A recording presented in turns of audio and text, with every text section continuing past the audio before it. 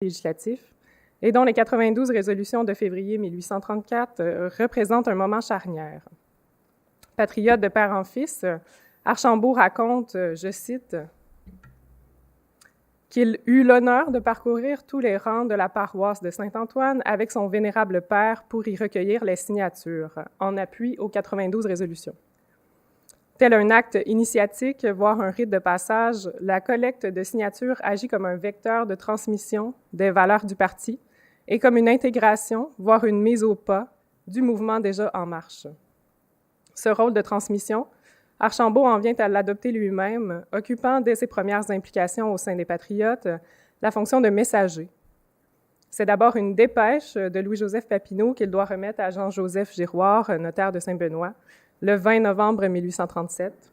C'est ensuite un discours qu'il est invité à prononcer lors de l'Assemblée des chefs du comté des Deux-Montagnes le 23 novembre 1837.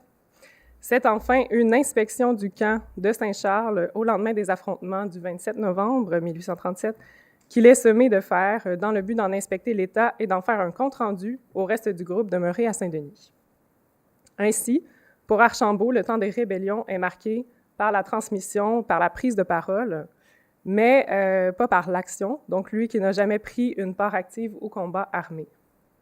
Il en va autrement pour Langto, dont la participation aux insurrections se signale par l'action physique et concrète. En se replongeant dans ses souvenirs du 3 novembre 1838, donc un an plus tard, donc dans la deuxième vague des rébellions, Langto constate que, je cite, « Même s'il y a bientôt 39 ans de cela, il s'en souvient comme si c'était hier. » La campagne entourant la seconde vague des rébellions, longuement préméditée, n'avance d'abord que très lentement, au dire de Langto, puisque les préparatifs, comme la confection de cartouches, la fabrication de dagues et la réparation de fusils, doivent se faire dans la clandestinité, à la nuit tombée, et dans des ateliers de fortune improvisés. Au rythme lent des préparatifs s'ajoutent les doutes sur l'armement suffisant des Patriotes qui viennent ralentir l'organisation. Pour y pallier, on entreprend de faire appel à des volontaires américains et à leurs arsenals, aide qui, selon les oui-dire de certains membres, serait sur le point d'arriver. Langto évoque ce souvenir en soulignant que, je cite, « Ces espérances, si elles ne devaient jamais se réaliser, ainsi qu'un avenir que trop rapproché devait le démontrer, elles serviraient pour le quart d'heure du moins à soutenir le moral des Patriotes. » Ces expectatives, marquées au coin de l'espoir éphémère et de la déception persistant même après toutes ces années, laissent également entrevoir un fort contraste entre la lenteur des préparatifs effectués dans le doute et la clandestinité et la rapidité avec laquelle arrive cet avenir que trop rapproché. C'est au matin du 9 novembre 1838 que, au dire de Langto, le temps était venu d'avancer et de livrer bataille en marchant vers Odeltown. Lieutenant de la 3e colonne sous les ordres du capitaine Charles Indelang, Langto demeure à son poste pendant les 5 longues heures que dure l'affrontement, qu'il décrit ainsi. Les émotions vives produites par le bruit assourdissant de la fusillade et la détonation lente mais comparativement résonnante du canon, le tout joint au sifflement des balles, effleurant les oreilles et moissonnant ci et là sous mes yeux et à mes côtés plusieurs de nos braves, seraient difficiles à décrire, bien cependant qu'elles soient encore pleinement vivaces dans mon souvenir, remontant pourtant à 40 ans près en arrière. La mémoire de Langto, visiblement marquée jusque dans sa dimension sensorielle, voit ses sens, donc l'ouïe et la vue, remonter à la surface lors de la rédaction.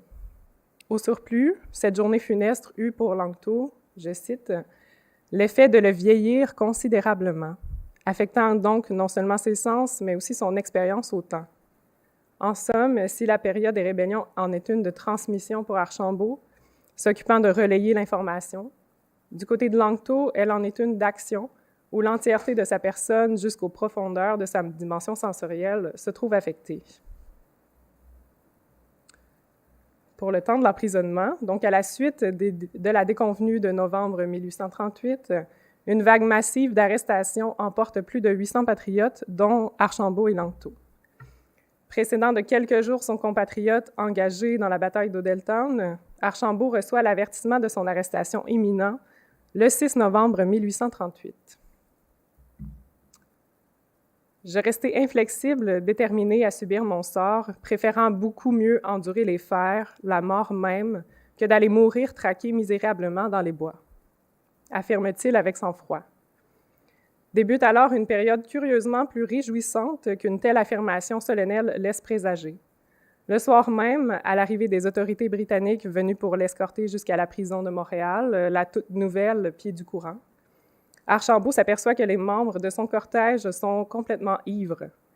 Le notaire de Saint-Antoine ne laisse pas filer une si belle occasion de se moquer des vaillants sujets de Sa Majesté et, connaissant bien la route malgré l'obscurité tombée, je cite, « traîne ces deux gardes enivrés dans tous les mauvais bourbiers qui côtoyaient la route battue, ce qui, plus d'une fois, lui procure, je cite encore, le plaisir de les voir étendus à plein ventre dans la vase. » Arrivé à Montréal, le cortège s'amplifie et change d'ambiance, puisqu'une masse de tories s'était attroupée dans les rues de la ville et accueillait les détenus sous une pluie d'injures, lançant de la boue et des pierres au visage des prisonniers.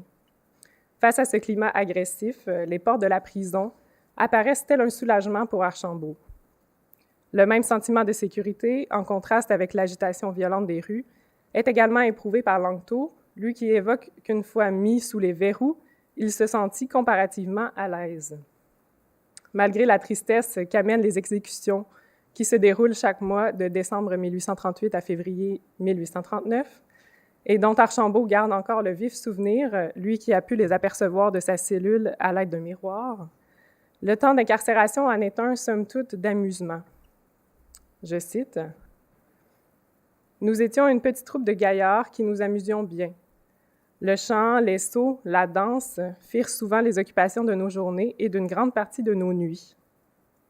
Ce temps de divertissement, pour ceux qui ont le cœur au plaisir, se combine bientôt au temps des devoirs religieux, où, soir et matin, Archambault prend soin de réunir les autres détenus pour les prières et pour la récitation du chapelet. De nature semblable au quotidien par le temps cyclique et routinier qu'apportent les prières, faites en début et en fin de journée, le temps passé en prison témoigne pourtant d'un rapport à la mémoire beaucoup plus saisissant que la normale, selon Archambault. Durant ces 5 mois de captivité, il se passa bien des événements qui, quoique bien éloignés, furent tellement caractéristiques, vu les circonstances, qu'ils sont tous frais et encore présents à ma mémoire, trait pour trait, et avec leur caractère propre. Je ne pense pas qu'il y ait de lieu comme la prison pour retracer les souvenirs dans la mémoire. Je crois qu'il faut avoir été prisonnier politique pour connaître ce sentiment dans toute sa valeur. Ainsi, le temps d'emprisonnement fut, chez Archambault, ponctué malgré tout de bonne humeur, dans les amusements collectifs et le partage de la foi, un temps hors du commun et d'une portée particulière, inscrit pour toujours dans sa mémoire. Tout aussi prégnant à son souvenir, mais d'un ton beaucoup moins gai, le temps d'incarcération de Langto diverge de celui de son compatriote en ce qu'il ouvre la voie à une forte prise de conscience qui se manifeste dès ses premières heures en prison. Je cite Langto, « Cette première nuit passée entre 4 murs produisit dans mon esprit une suite de réflexions innombrables et plus lugubres les unes que les autres, comme vous pouvez bien vous l'imaginer, mes chers enfants. Un monde de souvenirs des plus poignants me revinrent successivement à la pensée, suggérés par les scènes de sang et de feu qui m'étaient passées sous les yeux depuis la quinzaine qui venait de s'écouler. En décrivant ces moments sombres d'un passé encore trop près de lui, Langto n'hésite pas à se tourner vers ses enfants, les destinataires de son récit, dont il imagine l'appui et la force pour continuer son récit. Son regard, porté vers l'avant, n'apparaît guère plus réjouissant que celui dirigé vers l'arrière. Je cite, « Je comprenais désormais l'immensité de notre infortune à tous, qui avions pris une part active et prédominante dans les événements graves qui venaient d'avoir lieu. Je concevais que l'avenir de ma jeune famille, aussi bien que celui de tant d'autres, était brisé pour longtemps, sinon à jamais. Malgré une relative ambiance de gaieté où, selon ses dires, tous se sentaient l'esprit étrangement libre et dispos, il en va autrement pour Langto, pris entre les remords du passé et les angoisses de l'avenir. C'est que son dossier est plus lourd que celui d'Archambault. Si ce dernier fut libéré sous caution après 5 mois d'incarcération sans même avoir subi son procès, Langto, à l'inverse, fut traduit en cour martiale au mois de mars 1839, jugé coupable de haute trahison envers la couronne et condamné à la peine capitale. Depuis son jugement, le temps se fait démesurément long, plongé dans une attente insoutenable quant au dénouement de son sort. Placé dans un espace-temps en suspension où s'écoulent trop lentement les jours, les semaines et les mois du printemps et de l'été 1839, il reçoit comme une bombe l'annonce de sa peine commuée en déportation à vie en Australie, alors colonie pénale de l'Angleterre. Le temps long des derniers mois se renverse subitement en un temps précipité, puisque l'heure suprême du départ arrive dans moins de 24 heures, suivant l'annonce faite aux détenus le 25 septembre 1839.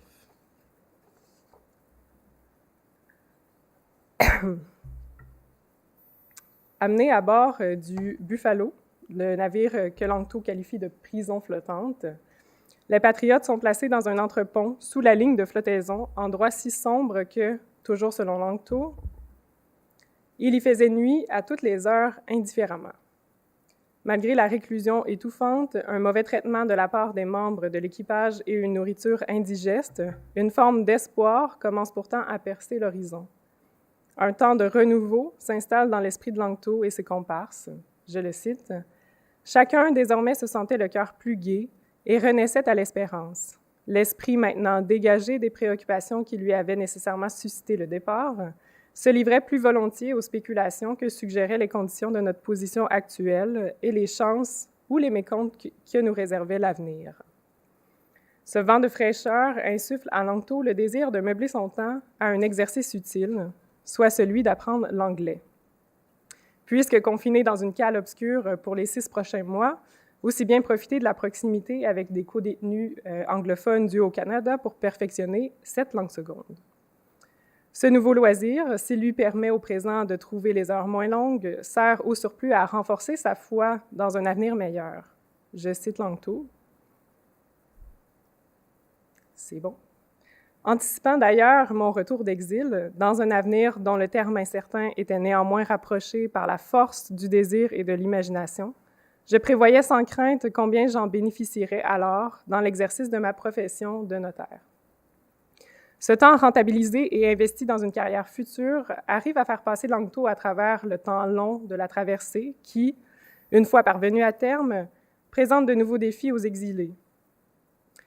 Une fois l'Australie atteinte et les patriotes débarqués au camp de détention de Longbottom, en bordure de la rivière Parramatta à l'ouest de Sydney, ceux-ci y restent en travaux forcés pendant 20 mois. Sur cette période sombre, Langto préfère étonnamment garder le silence et s'explique ainsi. Mais à quoi servirait de faire l'histoire en détail et circonstancier des misères, des vexations, des vicissitudes enfin inhérentes, inséparables de l'état du captif? Il me semble plus rationnel de passer sous silence et de reléguer dans l'oubli les 1001 contretemps auxquels nous avons été en butte tout au long du temps qu'a duré notre détention. Si l'énumération des misères, des vexations et des vicissitudes laisse poindre une amertume qui demeure en dépit des années écoulées, la volonté de taire cette période au profit d'une foi inébranlable en l'avenir suggère que Langto travaille avant tout à se représenter en un modèle de clémence et de miséricorde à l'intention de ses enfants, les destinataires de son récit. Cet optimiste est toutefois mis à rude épreuve lorsque, malgré la situation confortable dont il bénéficie à la suite des 20 mois de travaux forcés, des 7 autres mois en travail assigné dans une pharmacie de Sydney et de l'obtention de son ticket of leave, donc c'est un permis de travail libre et rémunéré. Donc, malgré sa situation confortable, lui qui est passé à travers toutes les épreuves et qui peut maintenant travailler librement, Langto est en proie à une vague de nostalgie. Alors précepteur des enfants de la famille Doran, où on le traite comme un ami, l'incluant aux parties de chasse qui se déroulent dans un paysage à couper le souffle, Langto n'arrive plus à apprécier ces douces distractions et sent que, je cite Langto, « chaque jour devient de plus en plus à charge, long et ennuyeux ». L'éloignement de sa patrie et l'absence de ses proches le plongent dans une monotonie pénible et désespérante, et il ne se sent attaché à l'Australie que par les lourdes chaînes de la captivité. Ainsi, en juin 1844, lorsque parvient l'heureuse nouvelle du pardon octroyé aux patriotes exilés en terre australe, les émotions les plus fortes s'emparent de son cœur. Dans la plus grande hâte, il rassemble l'argent requis et s'embarque pour, selon son expression, la traversée la plus désespérément longue de sa vie. C'est que, pour citer une dernière fois Langto, les moyens usuels de distraction étaient usés. La lecture n'était plus goûtée, la conversation ne produisait plus son bon effet accoutumé. Le ciel dans sa plus vivifiante sérénité, les astres dans leur plus éclatante splendeur, n'inspiraient plus les mêmes sentiments d'espoir ni d'intérêt qu'auparavant. Le temps insoutenable de cette ultime attente culmine en un désir si dévorant que ses pieds le brûlent de parcourir sans relâche les derniers milles le séparant de Montréal, une fois rendu en sol américain. Ce feu s'apaise enfin, après plus de 6 longues années d'exil, lorsque le 19 janvier 1845, il lui fut donné de revoir son pays natal, sa femme tant aimée et ses 2 jeunes enfants. En conclusion, si elle livre un témoignage historique précieux en ce qui a trait au mouvement insurrectionnel et à ses suites, la prose mémorialiste d'Archambault et de Langto permet encore d'y déceler un rapport au temps en constante modulation qu'impose des circonstances aussi particulières. C'est d'abord le temps des rébellions, marqué par un projet collectif à transmettre et à mettre en œuvre dans le plus grand des empressements. C'est ensuite le temps d'emprisonnement, tiraillé entre une bonne humeur parfois déroutante et une prise de conscience d'un avenir lourd de conséquences. C'est enfin le temps de l'exil, fluctuant entre une langueur persistante et une recherche de distraction de plus en plus frénétique, alimentée par l'espoir en des jours meilleurs. Cette tension temporelle, bien qu'elle montre à elle seule l'expérience du temps complexe, ressentie et mise en mots par les mémorialistes, s'accompagne en filigrane d'une autre tripartition du temps qui semble recéler, elle aussi, un potentiel narratif.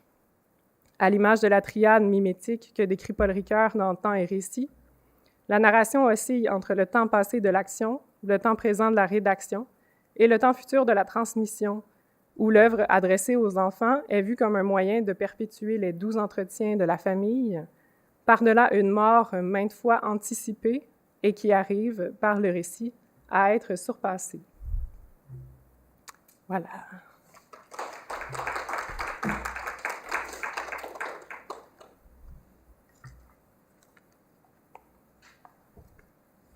Avez-vous des questions? Oui.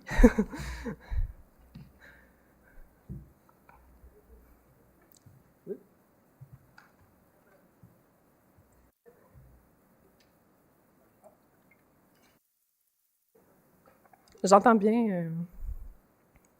J'entends quand même bien.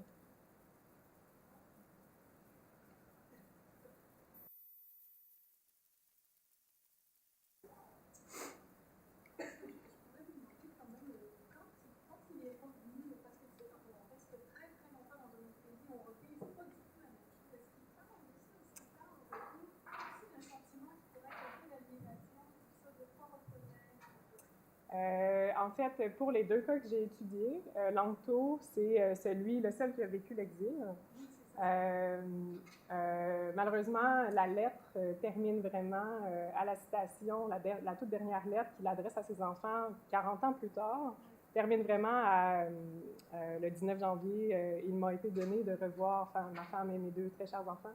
Donc, on n'a pas d'informations là-dessus. Par contre, on peut suspecter les 40 ans de maturation comme une absorption de ce sentiment-là ou comme une dilution aussi de ce sentiment-là. Pour le cas d'Archambault, il n'y a pas eu d'exil. Il y a quand même dans ses mémoires certaines paroles pour la reconstruction. C'était surtout une reconstruction. Lui aussi était notaire et il a dû repasser un examen ou repasser ses certifications pour recevoir encore une fois le titre de notaire parce que son ancien associé, qui l'avait livré aux autorités, s'opposait beaucoup à ce qu'il revienne au métier, en tout cas. Fait qu'on a une reconstruction, mais dans un esprit seulement professionnel, très peu sentimental, malheureusement. Par contre, moi, en fait, il existe d'autres récits patriotiques tenus à même l'exil. Donc, celui de Le Pailleur, qui est très, très détaillé, c'est sous forme de journal. Donc, on aurait peut-être plus de chances d'avoir une réaction à chaud sur le retour, sur la réadaptation de ce côté-là. Les deux cas qui m'ont intéressé, c'est des mémoires, donc c'est écrit a posteriori, donc plusieurs années plus tard. Donc, il est possible de moduler le récit, de le changer un peu. Donc, voilà. Mais c'est une très bonne piste. Ça serait fascinant de les entendre là-dessus si seulement la masculinité de l'époque avait été un petit peu plus sensible à traduire ce genre de sentiment-là, mais bon. La seule autre... Oh, la seule autre question, c'était la question aussi de la paix. Comment le temps, le temps avec l'entour, en tout cas, on voit tout quand il revient de cette c'est la plus longue, la plus pénible, tout ça. On a l'impression qu'il est déjà dépressif. Pas avoir la paix, pas avoir. On me demandait si, tu sais, si on considérait la temporalité du point de vue de la paix, c'est sûr que ces gens-là ne sont plus ici, c'est vraiment comme assez spectral, en fait. Mais ça serait intéressant de voir le lien à la tête, parce que tu sais comment le temps s'étire, se raccourcit. Vous avez parlé beaucoup de ça, tu sais, du 24 heures avant la fin du mois. Donc, tu sais, avec la tête, même si eux ne parlent pas de leur affect, il y a quand même des émotions qui sont presque universelles, dans le sens où on y annonce qu'il va, sa peine est transférée en telle capitale, ensuite on y annonce qu'il va aller au Australie, tout ça. Donc, à chaque fois, le temps s'étire ou se contracte avec des questions d'affect, peut-être de l'extérieur. Je ne sais pas comment vous pouvez analyser ça d'un point de vue archive. Je me suis pas penchée encore sur ce cas-là. C'est pas grave, c'était juste une idée comme ça qui me passait. Ouais. Je manquerais personnellement peut-être d'appui théorique là, du côté de l'analyse d'affect. Oui, ben, ça m'intéresserait vraiment parce que oui, c'est une expérience hors du commun, puis on peut quand même, avec les bribes qu'ils nous ont laissées, dégager un portrait du côté affectif. C'est Bergson? Bergson? Comment? Bergson, Narrative Times. Oui, non, c'est des affects qui vont structurer un peu ton sentiment du temps. Ok. Ben, je serais curieuse d'avoir. Comme par exemple la prison, quand on est en prison, on dirait que le temps s'écoule, c'est long. C'est long. En même temps, on a vu, à mon grand étonnement, chez Archambault, à quel point il y avait moyen de se réadapter ou de former une petite communauté, puis d'y aller avec des amusements, un temps de prière. Faut dire que, en fait, du côté d'Archambault, après 5 mois, on l'a libéré sans procès. C'est pas le cas de Lanto. Donc, eux, pour ceux libérés sans procès, jusqu'à l'attente de leur procès, ils pouvaient rester prisonniers libres. C'est un statut qu'on appelait à l'époque prisonnier libre. Ça leur permettait de faire venir de l'extérieur nourriture, lit. Donc, c'est une belle prison. C'est une prison un petit peu plus adoucie. Donc, il y avait un espace où ils pouvaient émaner un certain sentiment de communauté du fait que la prison était beaucoup adoucie. Puis, voilà. C'était des conditions un petit peu plus facilitantes.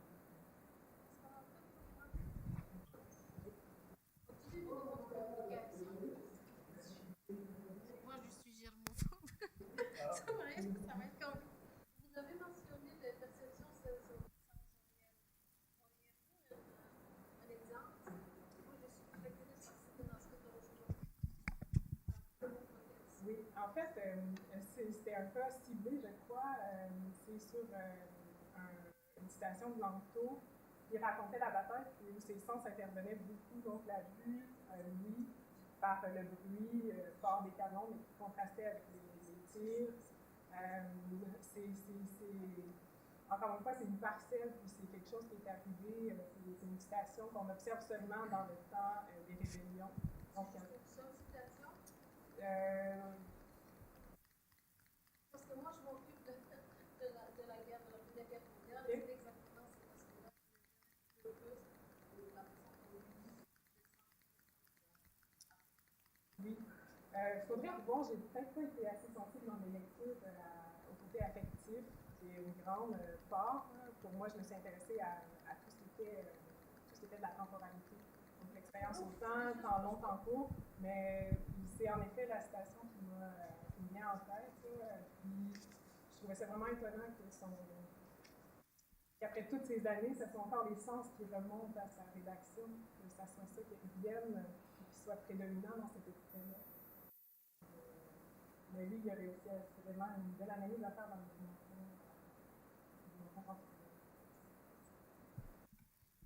J'ai une petite question. Donc, tu as structuré ta communication en 3 temps, donc le temps avant, le temps après et le temps en prison. Est-ce qu'il y a des indices, par exemple, si jamais le rébellion aurait eu un succès, une temporalité utopique, une temporalité qui est comme, c'est un avenir idéal, etc. Donc, c'est comme, imaginez le temps en termes de l'utopie politique. Est-ce qu'il y a des exemples de ça dans le texte? Il n'y aura pas de fiction.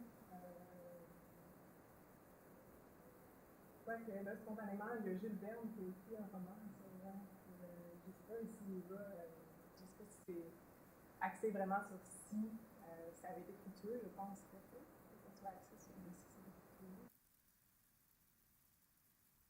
C'est juste l'idée d'imaginer un temps idéalisé du futur, si jamais. Je pense que j'irais avec un temps séquencé avec une restructuration politique. En fait, la percée d'Odolton, c'était pour atteindre les lignes américaines. Donc, je pense qu'il y avait un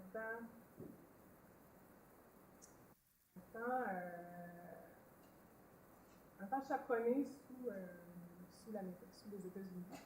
Un temps de refuge aux États-Unis. C'était vers ça qu'on s'en allait, en fait. Temps de retour au Canada, temps de restructuration de l'espace politique assurément. C'était pour ça qu'on avait milité, en fait. Oui, ça serait intéressant de prolonger la réflexion. Je n'étais jamais arrêtée, je n'avais jamais prolongé l'exercice sur un temps fictif, un temps utopique où il aurait été possible d'imaginer une victoire. Au dire de plusieurs, c'était quand même un mouvement vers l'avant. C'était pas une victoire, mais c'était un mouvement vers l'avant parce qu'après, il y a eu plusieurs assouplissements au niveau de l'organisation politique du côté de la Grande-Bretagne, du côté de l'Angleterre. Donc, ouais, mais définitivement, il y aura un premier temps d'arrêt, un temps de restructuration aux États-Unis. Un temps de retour, puis un temps de restructuration de l'espace politique au Canada. J'irai avec ça. Merci. À froid comme ça, j'irai avec ça.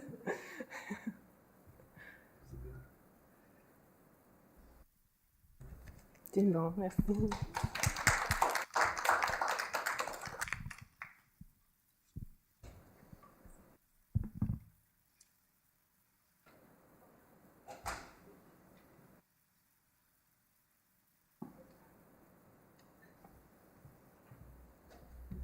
Bonjour. Pour la deuxième partie, ça va être Amélie Lessard, le titre « Ruine et mélancolie entre deux mondes » chez Volney et Aubert de Gaspé-Père. Amélie Lessard est étudiante à l'Université du Québec à Trois-Rivières en maîtrise en lettres sous la direction du professeur Marc-André Bernier.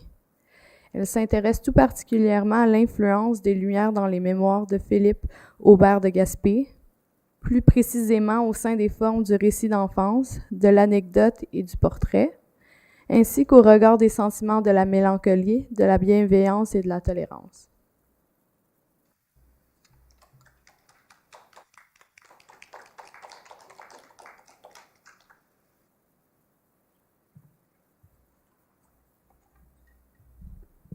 Je vais baisser mon micro. Alors, bonjour tout le monde. J'espère que vous allez bien. D'abord, je voulais commencer en remerciant Mariam, China et Rebecca, l'équipe coordonnatrice du colloque, pour leur travail d'organisation et leur accueil. Bref, merci de nous recevoir. Je suis très contente d'être ici aujourd'hui. Dans ma communication, je vais vous présenter certains éléments de Ruine et mélancolie entre deux mondes, soit le 3e chapitre de mon mémoire de maîtrise qui, lui, s'intitulera Philippe Aubert de Gaspé, héritier des Lumières. Mon objectif aujourd'hui dans cette présentation sera de dégager les points communs entre Philippe Aubert de Gaspé père et Constantin François de Volney dans l'expression de leur sentiment de tristesse devant les ruines d'un monde qui est voué à disparaître à jamais, de manière à interroger les transformations angoissantes que provoque le cours du temps ainsi que la nature malfaisante de l'homme. Les 2 textes qui seront analysés sont les mémoires d'Aubert de Gaspé et les ruines de Volney, plus précisément. Alors, voici le plan. Je vais d'abord ouvrir mon sujet avec une brève introduction contextuelle sur les 2 œuvres. Je poursuivrai en commentant l'admiration qu'Aubert de Gaspé éprouvait ouvertement pour Volney dans ses mémoires. J'analyserai ensuite la façon dont le thème des ruines revient dans les œuvres des 2 auteurs, en rajoutant par la suite un commentaire plus axé sur la mélancolie qui en ressort et finalement conclurai ma présentation. Si le thème des ruines est omniprésent dans les œuvres de la seconde moitié du 18e siècle en Europe, ceux de la mélancolie et de la nostalgie occupent une place centrale dans les écrits français et canadiens du 19e siècle. Philippe Aubert de Gaspé, en tant que dernier seigneur de Saint-Jean-Port-Joli, et donc l'un des derniers témoins du régime seigneurial au Canada, vit les changements majeurs d'une société qui passe d'une époque à une autre. La fin d'une ère s'ouvre sur l'avènement d'un monde nouveau et de valeurs naissantes en rupture avec celles qui précèdent. Ainsi, dans ses mémoires, l'auteur des Anciens Canadiens partage ses réflexions sur le monde qui change à la suite de la Révolution française et de l'abolition du régime seigneurial au Canada. Ainsi, il fait part de sa nostalgie au sujet d'une époque maintenant révolue. Comme l'indique Nancy Blake, je cite, « Si la mort fauche les vivants, elle n'a par contre aucun pouvoir sur les images qu'en gardent ceux qui demeurent et qui cherchent à les ressusciter par l'intermédiaire d'un véritable culte. » Fin de la citation. Un culte comme celui de l'écriture, j'ajouterais.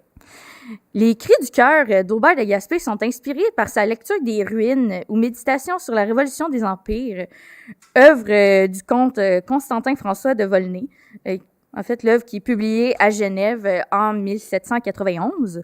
Ce dernier, en tant que philosophe et orientaliste, réfléchit dans son essai sur le passage du temps qui transforme les sociétés et sur les empires déchus, en s'inspirant de ce dont il a été témoin lors de ses voyages en Égypte et en Syrie. Dans son œuvre, Volney se met en scène plus précisément sur les ruines de Palmyre en Syrie. Comme le souligne Sophie Lacroix, je cite, « Sa pensée coïncide avec la naissance d'une conscience historique nouvelle où le sentiment de la crise est dominant. » Fin de la citation. Les 2 auteurs, dans leurs œuvres respectives, constatent donc les ruines laissées par le temps ainsi que l'histoire et expriment leur mélancolie d'être entre 2 mondes. Philippe Aubert de Gaspé, d'abord, admire ouvertement le comte de Volney et son œuvre Les Ruines, qui a été pour lui une révélation. Il en fait l'éloge dans le chapitre 10e de ses mémoires, alors qu'il raconte avec passion l'anecdote à propos de son premier contact marquant avec ce livre controversé à l'époque. Je cite, « J'ouvre donc le volume. Je vois d'abord une gravure de Palmyre, cette scène du désert dont je saisis toute la portée, m'impressionna vivement. J'étais alors d'un enthousiasme porté jusqu'à la folie. » Fin de la citation. Dans la page suivante, il s'exprime sur sa réception personnelle de l'œuvre. Je cite, « Je dois admettre aussi, avec la candeur d'un homme qui fait une confession générale, qu'il me passait de temps à autre certains frissons à la lecture de doctrines si nouvelles pour moi et avancées avec tant de hardiesse. C'était un terrible niveleur que Volney. » Fin de la citation. Contrairement à son professeur de métaphysique du séminaire de Québec à l'époque, les ruines n'inspirent pas, comme il dit littéralement dans le texte, une sainte horreur à Philippe Aubert de Gaspé. Ce dernier éprouve plutôt une grande fascination pour Volney. Il s'inspire de sa façon de voir le monde et l'audace qu'il a eu de développer sa philosophie de l'histoire dans son œuvre. Le mémorialiste recueille donc de manière assumée l'héritage de la pensée philosophique et historique de celui qu'il appelle le citoyen Volney. En somme, il se confie sur son admiration pour cet auteur en faisant directement référence aux ruines dans ses mémoires et en l'intégrant ouvertement dans l'une de ses multiples anecdotes, tout en faisant part du respect qu'il a pour l'intrépidité de l'essayiste. Ouf, OK. L'œuvre de Volney exploite le thème des ruines dans la mesure où il remarque, en tant que voyageur qui observe ce qui se passe en Orient, les ravages qu'ont fait le temps et l'histoire sur les peuples d'Asie. Je cite, « Il n'y eut plus aucune harmonie entre les gouvernés et les gouvernants. Il arriva que les peuples vagabonds et pauvres des déserts et des monts adjacents convoitèrent les jouissances des plaines fertiles et par une cupidité commune ayant attaqué les empires policés, ils renversèrent les trônes des despotes. » Fin de la citation. Donc, devant tant de destruction, l'auteur ressent une mélancolie, ça, même s'il n'est que voyageur et qui n'est pas directement impliqué dans le conflit. Comme le souligne Pascal Brissette, je cite, « Qui dit mélancolie au 18e siècle dit aussi sensibilité, c'est-à-dire mouvement de l'âme, affection naturelle du cœur, aptitude à la compassion et à la sympathie, au sens moral du terme. Ce sont là les compléments nécessaires de la rationalité au siècle des Lumières. » Fin de la citation. La sensibilité chez l'homme est alors ce qui lui fait développer sa capacité d'avoir un intérêt véritable pour les sensations de l'autre. Ce concept devient ici source de réflexion sur l'univers du sensible chez les philosophes du 18e siècle, où plusieurs en viennent à croire qu'une société n'est pas viable sans compassion. La pensée de Volney est alors teintée d'une morale de la sympathie au sens où Adam Smith l'a définie dans ses théories des sentiments moraux. Oui, théorie des sentiments moraux, Adam Smith n'était pas qu'un économiste. Il a aussi il a aussi écrit des traités sur la morale. Ce dernier ouvre son traité en expliquant que, je cite, « Quelque degré d'amour de soi qu'on puisse supposer à l'homme, il y a évidemment dans sa nature un principe d'intérêt pour ce qui arrive aux autres, qui produit la pitié ou la compassion et les diverses émotions que nous éprouvons pour les infortunes des autres, soit que nous les voyons de nos propres yeux, soit que nous les représentions avec force. » Fin de la citation. En tant qu'homme et philosophe, Volney voit le monde d'un regard observateur. Il ne peut rester indifférent devant ces ruines laissées par la violence et analyse activement les relations entre les différents peuples et le pouvoir. Il reste touché par ce renversement et le destin malheureux de ces peuples, je cite, « Je demeurai absorbé dans un profond silence. D'un air triste et rêveur, je tenais les yeux fixés sur l'Asie. » Fin de la citation. Le silence de Volney devant le tragique des événements et l'utilisation des nombreux points de suspension traduisent une sobriété de l'intensité typique du sublime, un concept d'esthétique antique d'abord théorisé par Longin, où le caractère épuré d'un énoncé accentue l'effet tragique d'une situation.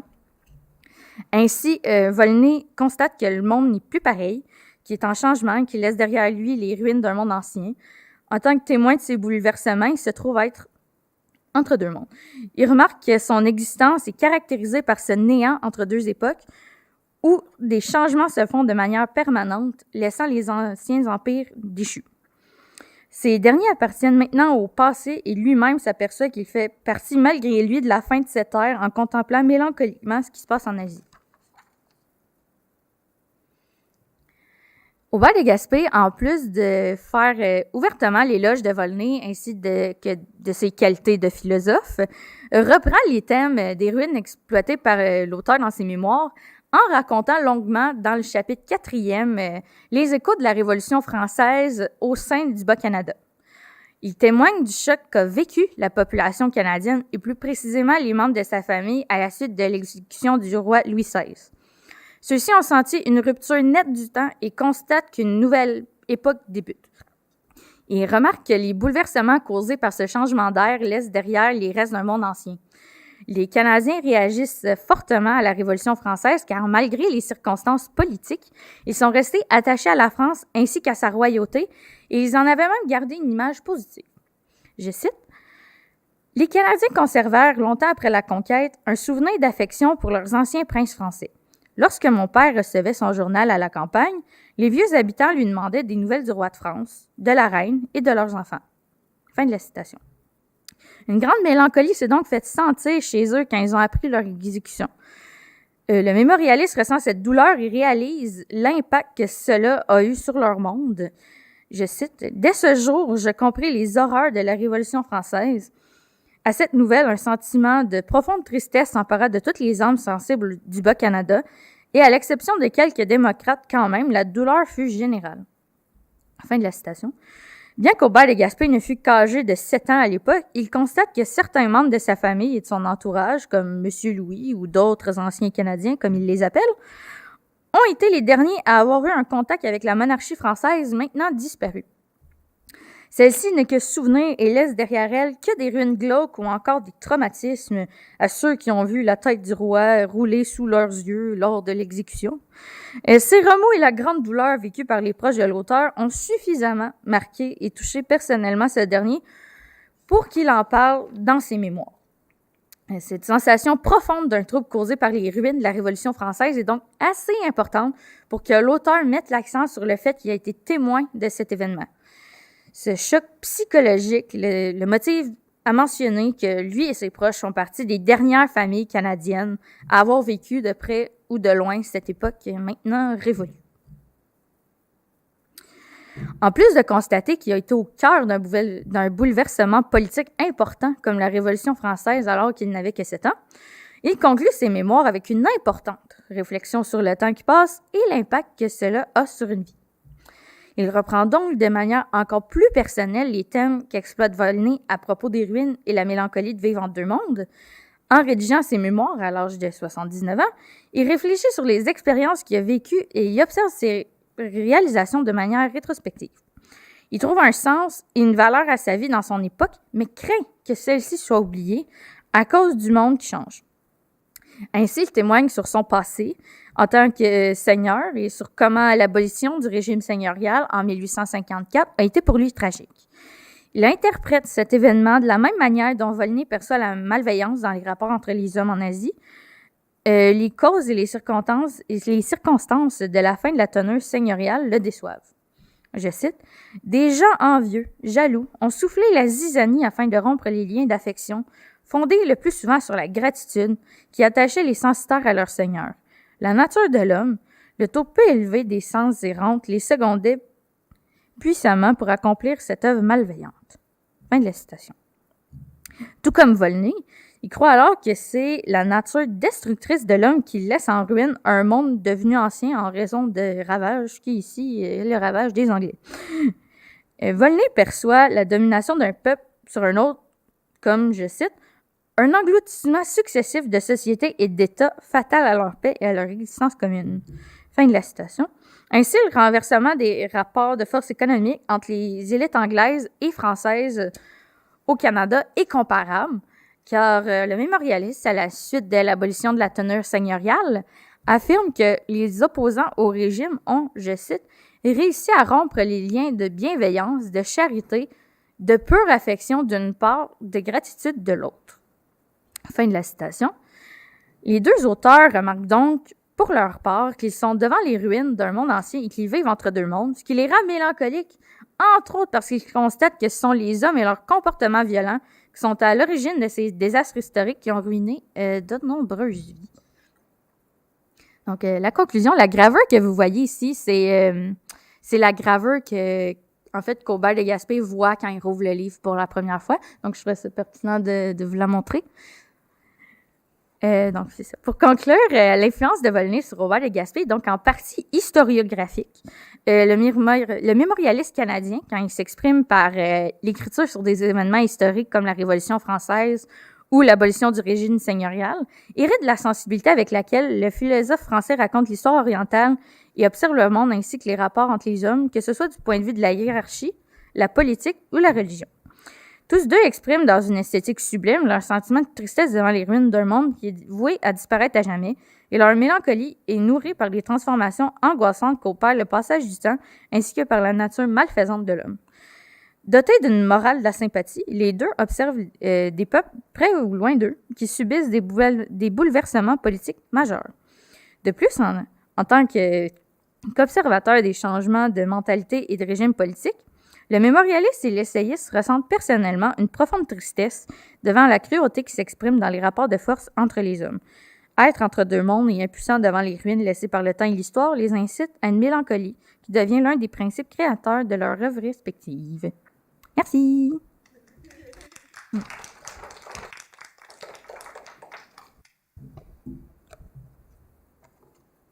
Petite question.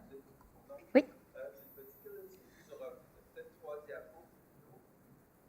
Oui? Réussit à rompre des liens de bienveillance, de charité, de pure affection. C'est un peu la définition que Hubert de Gaspé avait du régime seigneurial. Oui, ben en fait, il dit qu'en fait, avec l'abolition les gens qui sont derrière l'abolition du régime seigneurial ont réussi à rompre les liens de bienveillance, de charité, de pure affection d'une part, de gratitude de l'autre. Mais en fait, c'est parce que Hubert de Gaspé, lui, avait vraiment une vision positive en fait, du régime seigneurial, puis lui, il considérait qu'il était un bon seigneur, qu'il avait une bonne relation avec ses censitaires, donc tu sais, que pour lui, tout allait bien, tu sais, que c'était relativement pacifique, donc le changement de régime comme ça, puis comme toute une époque comme ça qui s'effondre, puis un peu tout son statut, son capital symbolique et social s'est vu effondré d'un coup. Donc, avec ça, il y a vraiment eu le cœur brisé, en fait.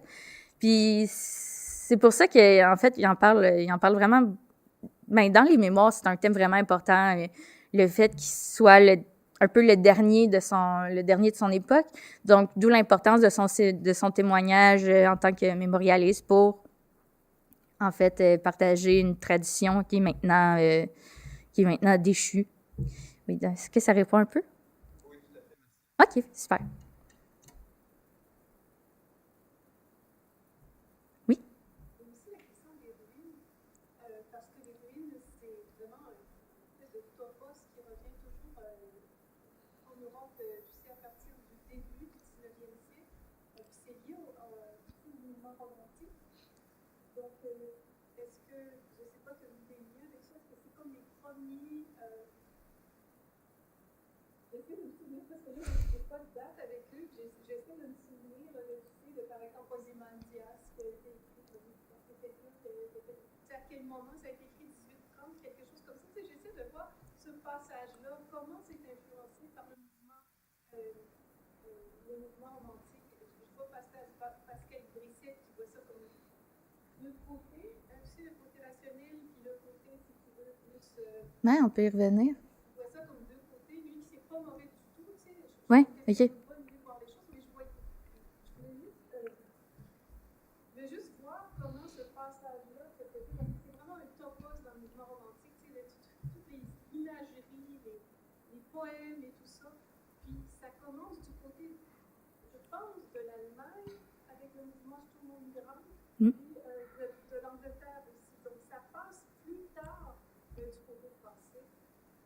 Oui, tout à fait. Ben, en fait, moi-même, quand j'ai lu Les Ruines pour la première fois, je me disais que ça annonçait nécessairement le romantisme. Déjà, c'est écrit à la fin du 18e, mais aussi à la fin du 18e, tu sais, les mouvements comme justement la morale, de la sympathie, le sublime, tout ce qui est... C'est tous des thèmes qui sont vraiment orientés vers la sensibilité. Donc ça, c'est sûr que c'est un héritage qui va continuer dans le 19e pour être ensuite exacerbé dans le romantisme. Mais en fait, c'est aussi les débuts de la philosophie de l'histoire, en fait, comme mouvement qui est un peu là-dedans aussi, d'essayer de voir l'histoire, de vraiment comprendre l'histoire pour essayer un peu comme de prédire l'avenir, si on veut. Donc, tu sais, il y a un côté vraiment, un côté vraiment particulier, ça.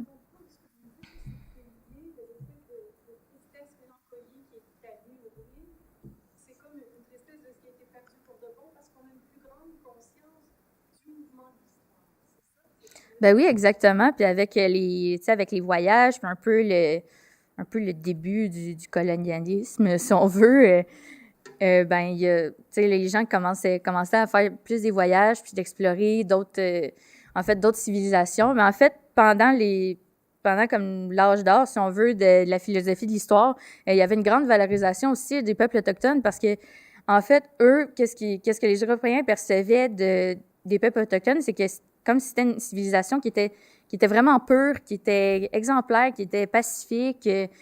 Donc, aussi. C'est bon? OK. Génial. Bon, ben, c'était vous. Ben, merci beaucoup.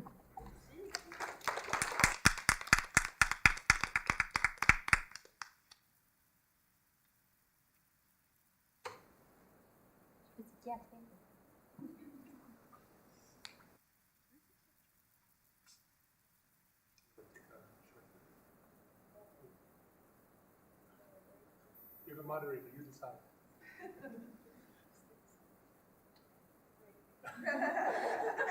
Let's take a shot.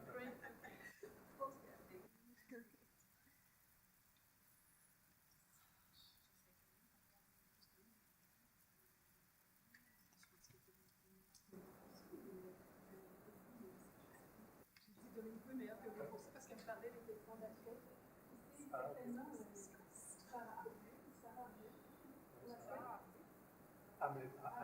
je vais prononcer le H. Tu peux aller jusqu'à Maria, jusqu'à H2.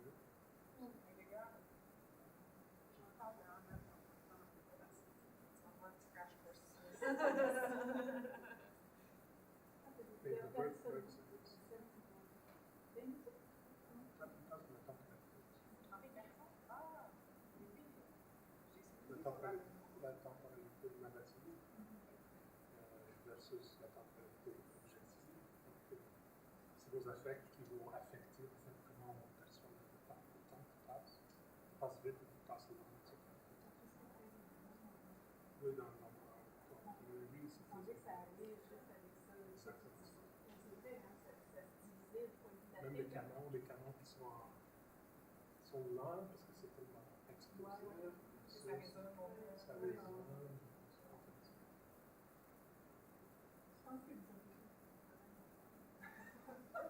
C'est parce que vous avez déjà utilisé ça de façon inconsciente, me semble, comme l'affect étant un élément important avec cette signification. C'est comme ça qu'on l'a entendu.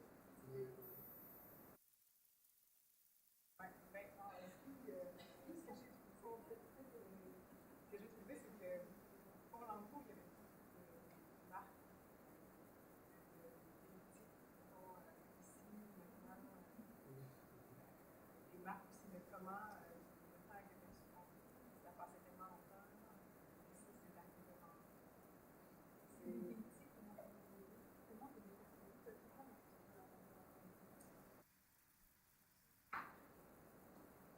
Parce que les titres, c'est des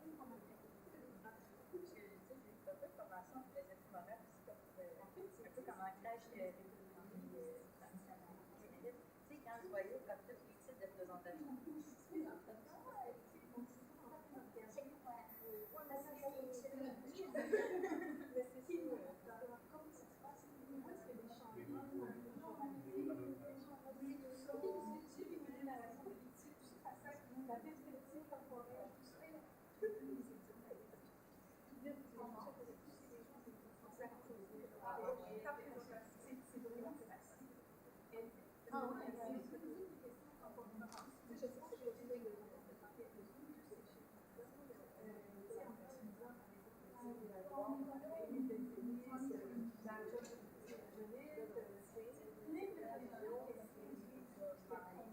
des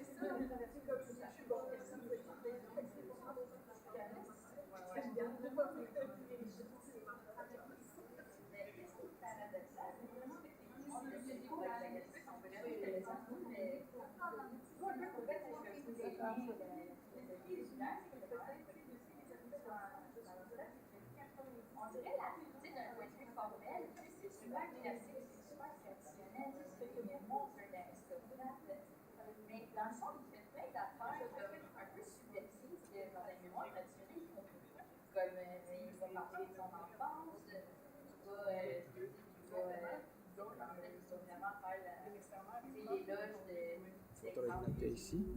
Ah, je pourrais faire ça carrément. Oui, je pourrais mettre votre ordinateur ici et je pourrais vous trouver un câble, plugger et vous aurez tout. Ça va tenir ici? Oui, ça va tenir, ça va pas taper. C'est peut-être le plus simple. Ok. On va peut-être faire ça quand même. Comme ça, on aura un plan B. Exact.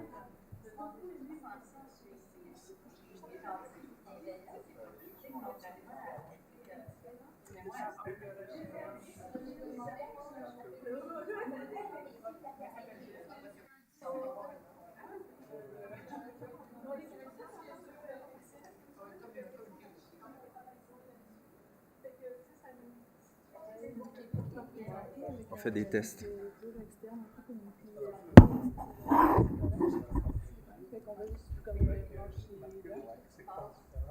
Ouais, ça peut rester. Ah oui. Puis là, je verrais mon truc. Ouais, ça serait super. OK. Puis là, il resterait juste à brancher le truc. C'est super. Merci beaucoup.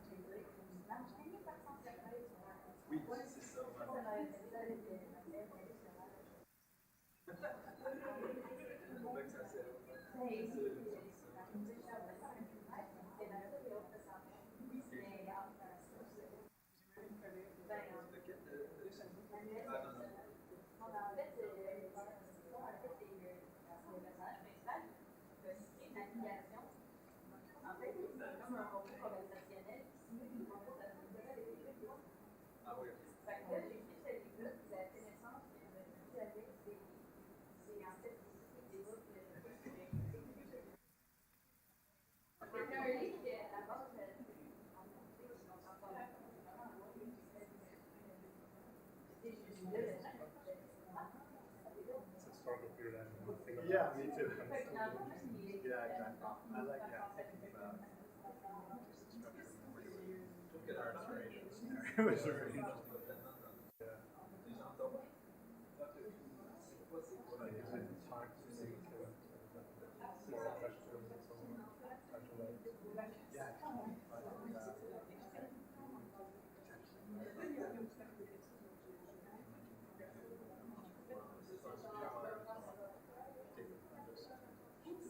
Crazy study of memoirs. She's studied like 35 memoirs.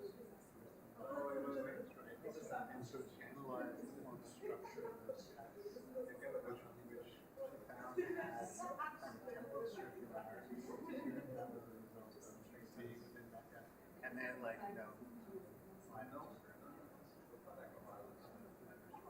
reading it's like a very kind of materialistic account.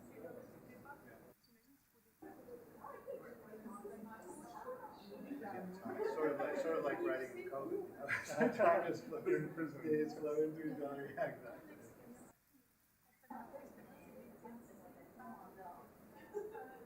Oh, wait.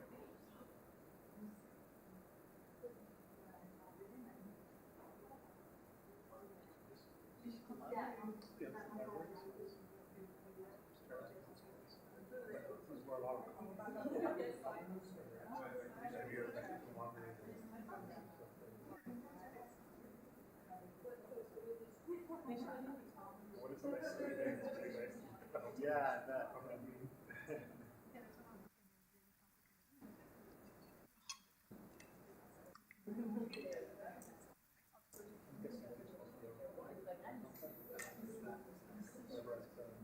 Well, I live near the Loyola campus, and when I did 6 years in Dean's office with so my office was there since I'm back. Right now. There's a shuttle down there. Yeah. Oh yeah. Yeah. I used to really like them. It's a bit of a trek once you're there. I like it. I work in the library now. Yeah. We go to the gym.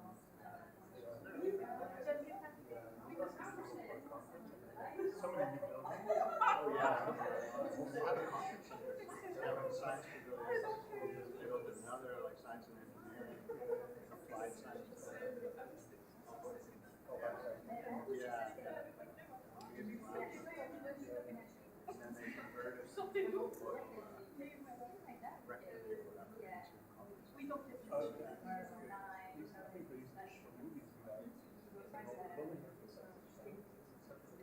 yeah, so that's the AD building, the administration building. So their administrative office is there, but this is in the back of that building.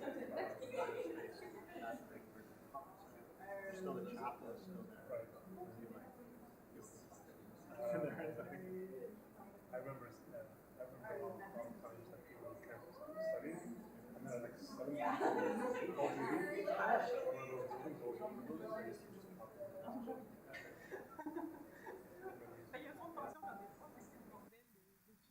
Those hard cherries, those wooden chairs. Yeah. They're still there? No, they got rid of them. They're like, they have nice ones with wheels now. Okay. But they're actually, the Royal Library is sort of gearing up to do a big renovation. They did a major remodel of the downtown. They did a beautiful job. Completely renovated now. I mean, it's okay to watch it, but I remember the time that was way after graduating. Oh yeah. Yeah, it's getting such great use. The spaces they've developed are prominent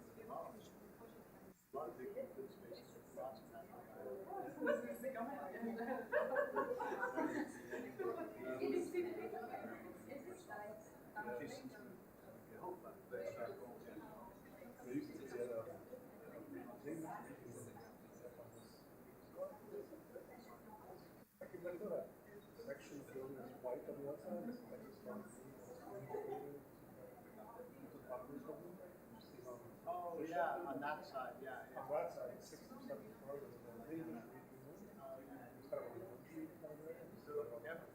so actually a lot of that side, which preserved the sort of neo-French Renaissance white tile facade, like every floor of the library building they had to preserve a good chunk of the whole building, and it's a half flight of stairs down, right? And so there's like a kind of special space on every floor of the building. And the library has a couple of them. They turned one into this beautiful room called the Friends of the Library Room, which is like filled with food, seating, like food bags, and like all that stuff, you know. And it's nice, you can have receptions there and stuff like that. And they have two other like reading rooms that are, they're not called the English reading room anymore, they're just like they're kind of nice sort of reading. And in our department, we converted that space to a conference room, which was the library. Yeah. And there's at least one of these just a sound. That's where we have the reading for Peter. There's great space. Plus, Portia acquired that really nice. The library is mostly residences, but the library took over the top and turned it into the most beautiful reading room on campus. That's like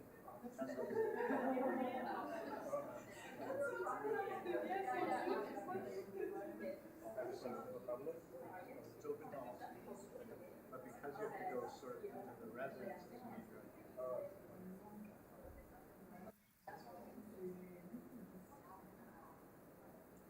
Is the immediate after, or is this?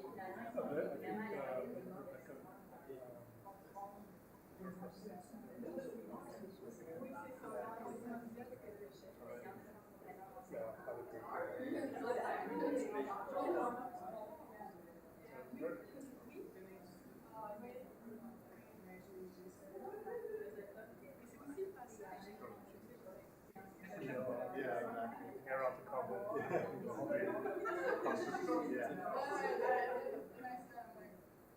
It's probably fairly close. Yeah, everything is close.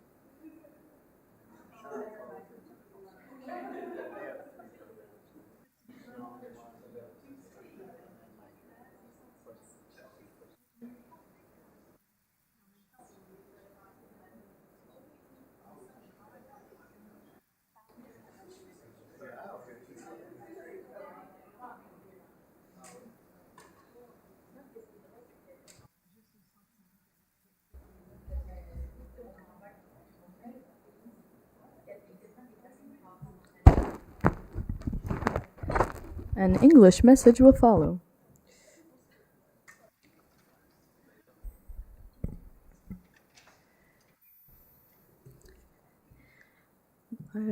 Bon, d'accord. Donc, la troisième session s'intitule Land to Light on Transmitting Home and Home Space. Ça va être fait par Ocean Francaire. Possibilities, Self and Belonging in King Wilson Yang's Small Beauty. Ocean Francaire commence tout juste sa dissertation en littérature canadienne comparée sous la supervision de Domenico Beneventi. Son travail mise sur les enjeux de la langue et de la race quand il en vient à l'appartenance au Québec. Elle a reçu une bourse d'excellence aux études de l'Université de Sherbrooke et est présentement assistante de recherche pour l'équipe de recherche FRQSC en études queer au Québec, aussi à l'Université de Sherbrooke.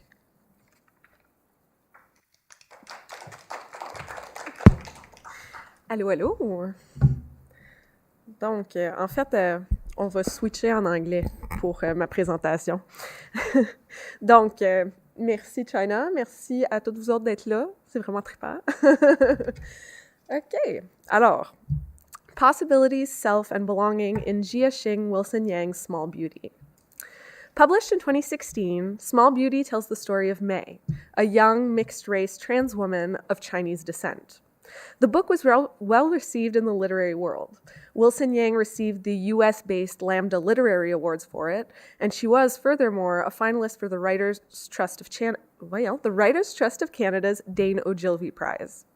While these are certainly laudable achievements, Wilson Yang stresses the importance of viewing works such as hers as, quote, more than just a story about trans people, more than just a story about trans people of color. The author directly voices a concern here that was made clear in Small Beauty, that embracing the multifaceted and complex nature of identity is essential. Despite having a trans protagonist, Small Beauty does not have Mei struggle with her gender identity. Hers is not a coming out story. Neither is the novel an Asian or a minority story, despite the fact that Mei's grandmother, Nai Nai, immigrated from China to Canada. Wilson Yang, who is herself a mixed-race trans woman, stresses the importance of, quote, stories that are not focused on sensational aspects of our lives, not sensational aspects of transition, but are actually about our lives. And she laments the fact that the, quote, confluence of identities that inhabit people like herself and her protagonist are, quote, all sort of underrepresented. Indeed, while short, Small Beauty goes beyond narratives of identity politics and embraces a plethora of interlocking themes to produce a multidimensional piece which defies reductive and oversimplifying categorizations that are often sought after in order to feel like we belong. When the only living person that Mei still considers a blood relative, her cousin Sandy, suddenly dies, she inherits everything he once possessed: his house, truck, family archives, his dog, everything. Completely unmoored by the devastating news, Mei decides to pack up her life in the city and move into the now empty house in the fictional rural town of Herbertsville, Ontario. Most of the narrative oscillates between Mei picking through pieces of family history, flashback sequences, and these italicized glimpses of the future that come into the story. The shifts between past, present, and future, and the interlocking layers of who exactly she is, situate Mei in a uniquely liminal and transgressive space. Jack Halberstam, in the first chapter of his book, In a Queer Time and Place, Transgender Bodies, Subcultural Lives, delineates the ways in which queer lifestyles, quote, have the potential to open up new life narratives and alternative relations to time and space. He particularly emphasizes the effect that heightened risk and mortality, due to factors such as the AIDS crisis, queerphobic attacks, suicide, fraught familial ties, and poverty, have had in establishing this alternate temporality for queer individuals. Drawing on Edelman's work on the death drive, Halberstam highlights the ways in which the risk of having no tomorrow leads queer folk to live, quote, unscripted lives. As individuals who are not always permitted to follow or who do not always care for the typical cookie-cutter capitalist bourgeois lifestyles, queerness typically allows for a fluctuating narrative. In the novel, Mei is completely disconnected from the cis-het capitalist script, which is called repro time, in many ways. Most glaringly, it is her queer body which disrupts the normative flows of time. Halberstam cites the transgender body as, quote, functioning in relation to space and time as a rich space for fantasies of futurity and anachronism. For example, think of the rite of coming out, when many queer individuals go through a kind of renewed adolescence. The terms baby queer or baby gay attest to this kind of rebirth that goes on, and it's often one of healing. Halberstam notes, though, that for some this is not the case. Vulnerable bodies, particularly those of queer persons of color, are, quote, simply considered expendable, and questions of racism and poverty impede on their capacity to access a positive or, quote, truly radical lifestyle. May is one such individual. She's impoverished and, like many queer folk, disconnected from her family. When May came out as trans during her first year at university, her mother, June, abandoned her, quote, alone in the city as she had been threatening to do for years. Having no father to turn to, May, after a frantic search, secures housing for herself in the neighborhood where she was born. While this may seem like it could be a moment of potential recovery or rebuilding, as in a way for May to reenact her childhood with her authentic self, is disrupted by economic factors. Instead of living in the quote, nice East End of her youth, she must settle for the, quote, not so nice West End beside it, because rent was cheaper. She cannot, quote, recapture a childhood she never had because she feels no nostalgia for the area at all. It is only a place for her to survive. However, unlike her move from the not-so-nice West End, May's return to her cousin's countryside is rife with nostalgia, is full of objects of her family history, and moments in which she inhabits both the past and a possible futurity. May's queer roots are in Herbertsville. It's where she felt the most supported and free to be herself thanks to Sandy and his mother Bernadette, who, quote, seemed to love her visits, using May's chosen name and, most importantly, not reporting everything back to June. It is the familial ties of Sandy's bungalow that are especially important in the narrative. The Herbertsville home is one which has housed 3 generations of May's family, first Nine-Eye, then Bernadette and June, and finally Sandy and May. Each of Sandy's inheritances tie in some sort of identifying component for May, related either to her Chinese heritage, family history, or queer self. The ways in which May interacts with the objects, spaces, and people speak to Sarah Ahmed's theory of queer phenomenology. I have such a hard time with that word. To Ahmed, inhabiting a space is a relational process that is, quote, about becoming part of a space where one has expanded one's body. She describes home as both overflowing and flowing over. As such, our bodies are shaped by our surroundings and what is available within reach in those surroundings because we are, quote, affected by what we come into contact with. Our, quote, emotions are directed towards objects around us, which cause us to move either towards or away from such objects. Ahmed emphasizes the profound impressions that objects can leave on our bodies, and these impressions are, quote, dependent on past histories. Yet Ahmed explains that, quote, it is not just that bodies are moved by the orientations that they have. Our impressions and subsequent orientations towards objects shape the space around us as well, not just our bodies themselves. We keep away what we orient away from, and we keep near what we orient towards. Thus, we gravitate towards various spheres, whether spatial or affective, depending on past encounters and impressions. Many of these spheres are met through, quote, performative lines of motion. That is to say, we orient ourselves in certain ways because of the, quote, repetition of norms and conventions. Indeed, Ahmed suggests that when we follow these lines of motions enough, our bodies are, quote, directed and take the shape of this direction. Ahmed links Halberstam's concept of queer time to this idea of being directed by our affective relationships. Our lives are directed by our orientations towards certain objects. In this case, we talk about heterosexuality. To accept this model is to orient oneself towards it, in a straight line perhaps, and to move away from it is, well, not so straight. The narrative's first description of May in Sandy's bungalow after his death are telling. She finds it very difficult to leave the house and finds herself spending, quote, time in the cellar. May's unwillingness to exit the confines of the space suggests that she has been impressed upon by it. However, though the house is, quote, as she remembers it and gives her a feeling of safety, May has, quote, only ever been a visitor in the bungalow. Without Sandy in it, May notes that the empty house is unsettling. Thus, her isolation in Herbertsville is, at least in part, the process of imprinting the house with her presence. She is expanding. She is oriented towards the house, namely the cellar, because she recognizes it as the place of her childhood. It launches her into a flashback about Sandy and her playing together as children. In this flashback, May playfully attacks her cousin, describing herself as, quote, ready for battle like the Monkey King. It is significant that her first flashback is in the cellar, because it is a space in the home that is associated with memory or the subconscious as a place of storage, forgotten things, and archives. The flashback intrinsically entwines her family and cultural heritage, with a noteworthy contrast because May describes China as a, quote, myth to her. Her Chinese identity is spectral. She cannot fully grasp it. She only sees, quote, evidence of it in her skin, her eyes, in foods she knows the taste of but can't correctly order or make.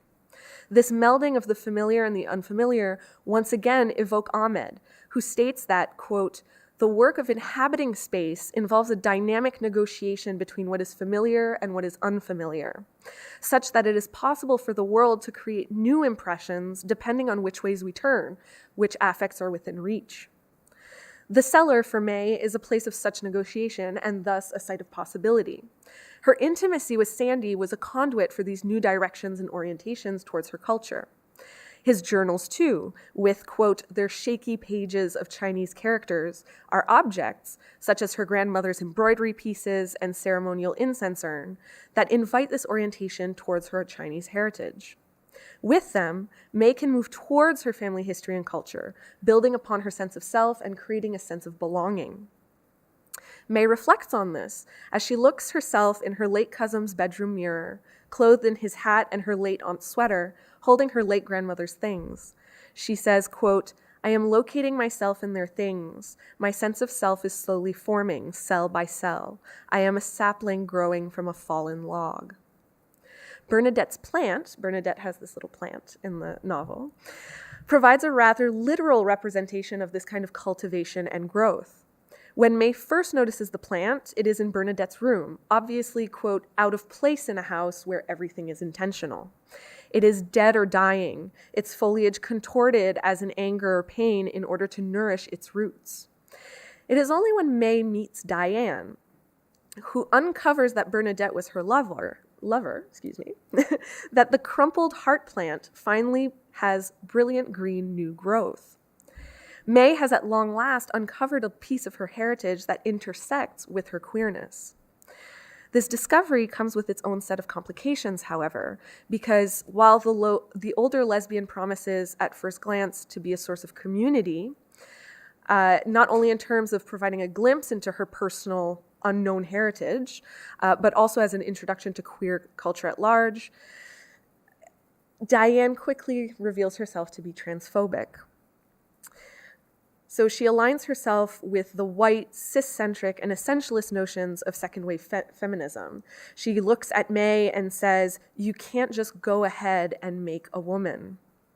So through her aunt's lover, May is positioned as a threat to real women, a concept that in itself is a display of oppressive, hegemonic configurations of womanhood that are represented by a character like Diane, cis, white, and domineering in a space that the narrative reveals she actually has very little claims to.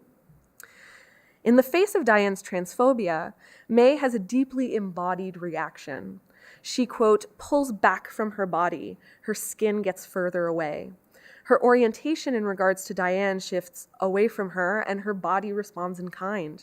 She is being reshaped by this interaction. When she navigates her shock in this kind of moment of disassociation, May struggles to clean the aluminum that contained the lasagna that she just shared with Diane. And she reflects that, quote, there is no way to remove the lasagna perfectly from this kind of tray, as nothing fits the tight, confusing folds properly, and the aluminum won't go easily. Her thoughts then turn to Bernadette, who is, quote, a Chinese woman far from home, who would have urged her to make her own lasagna properly. This image of the aluminum container, restrictive, tight, and confusing, calls to mind Michel Foucault's delineation of modern concepts of sexuality. Individuals are trapped in prescriptive types or boxes, and anyone who deviates from these normative boxes, in this case, who are cisgendered, are pathologized. Or rather, if you are not cis, you are pathologized. And that's exactly what Diane does to May. May's evocation of Bernadette points to her capacity to break out of such boxes by creating herself properly, that is, from scratch instead of pre-made. This capacity is linked directly to her ethnic identity. May locates Bernadette as a displaced Chinese woman in Canada making an Italian dish. This image or memory of permeation of borders and categories in terms of identifying markers, whether ethnic, geographical, or cultural foods, speaks to the kind of work that May is attempting to perform in her new home. Now, Ellen Hock Seilung, in her work Undercurrents, Queer Culture and Postcolonial China, stresses the importance of contextualizing queer manifestations and resisting, quote, assimilation into the representational logic of heterosexuality and homosexuality, of viewing Chinese representations of queerness as, quote, playing catch-up with the West. Lung highlights the way in which tongzi, which is the Chinese term equivalent to queer that, quote, literally means comrade, has created an interesting ambivalence between, quote, hostility and acceptance, given that it is the political power of queer movements that are frowned upon in China, and not necessarily the queerness itself. China's political legacy of secrecy and political turmoil results in a self-narrative that is, quote, nebulous. As states Lung, quote, a story that cannot quite get told is also a queer story, a tale of difference palpable only as an undercurrent. If we translate this concept of the undercurrent to small beauty, we can see Bernadette's hidden lesbian identity not quite as suppression, but as an expression of lesbianism that is in line with her cultural background. Bernadette seems to navigate her lesbian identity on her own terms. She is clearly unashamed of her sapphic identity and makes jokes about her disinterest in men around her family. She does, however, adhere to certain cultural expectations of covertness. And in the end, it is Diane's inability to recognize these cultural differences that ultimately drives a wedge between them.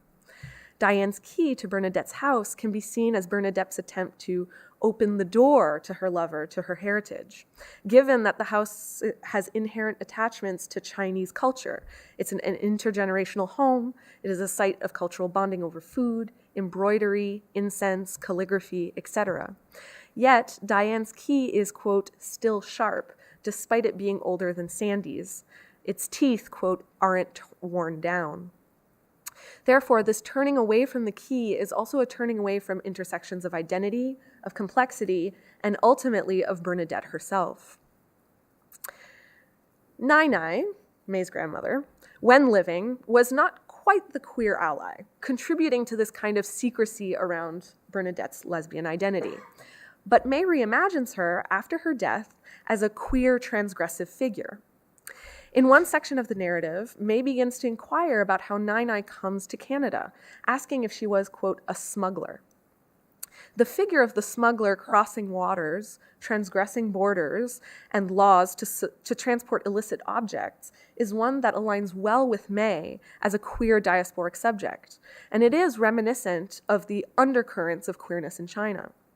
Of course, Nai was probably not a smuggler, which May recognizes. But she states that because she, quote, doesn't know anything about her family, she makes it up. This work of reimagining is one that is similar to what May does later with the objects she finds in the bungalow's cellar. Without all of the pieces to tell the whole story, she navigates the remnants of her family history, moving them around and being moved by them in order to create new narratives. This kind of reconstruction culminates into a future that ultimately materializes itself for May. At the end of the novel, she floats in calm waters in a canoe, alone under the stars.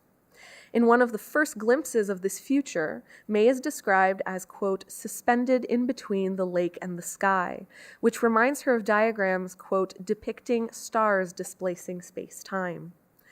This image has May aligned with Halberstam's trans body as a rich site of, quote, fantasies of futurity and anachronism. May is described as safe because of her isolation on the lake. She is allowed to be, quote, self-centered.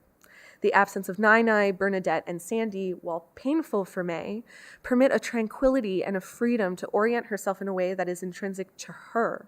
She does not have to, quote, scan the reactions of other people or look at their, quote, revealing hand movements. She is safe from the scrutiny and vulnerability that unfortunately comes with inhabiting a trans body, but she is also away from objects that may orient and shape her in various ways, whether good or bad. When May finally enacts her imagined futurity, which is in itself an act of self-affirmation, she sits in the water and all of the people and events that have impacted her throughout her life extend around her, quote, branching out in all directions, scattering across the surface of the lake. In this moment, May is able to encompass all of the complexities that make up who she is, and she is able to accept them, as well as the ways in which they connect her, quote, by blood and intention, and send her on a, quote, spontaneous trajectory. May is thus firmly secured in a continuing futurity, offering up endless possibilities which do not require her to sacrifice any part of her.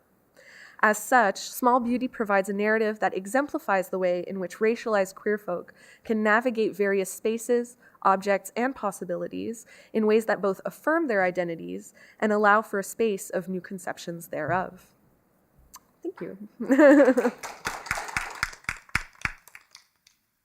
All right. Do we have questions, comments, concerns? You have a question?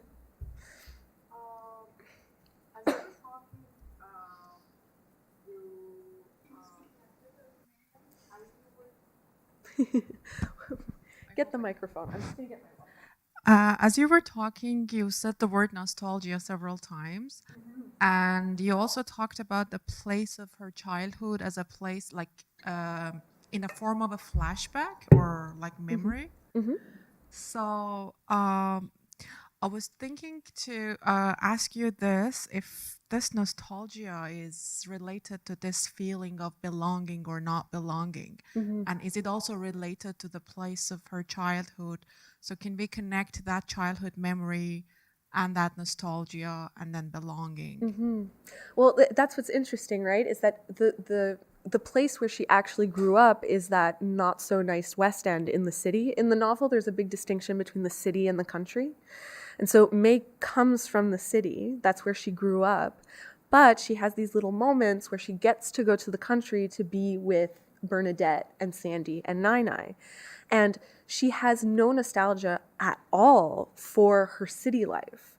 And that's arguably the bigger part of her, you know, if you go chronologically. But effectively, the part that's more important to her is the country. And that's why she has more nostalgia for it, because as you said, like nostalgia and belonging are entwined in this story for sure. Does that kind of...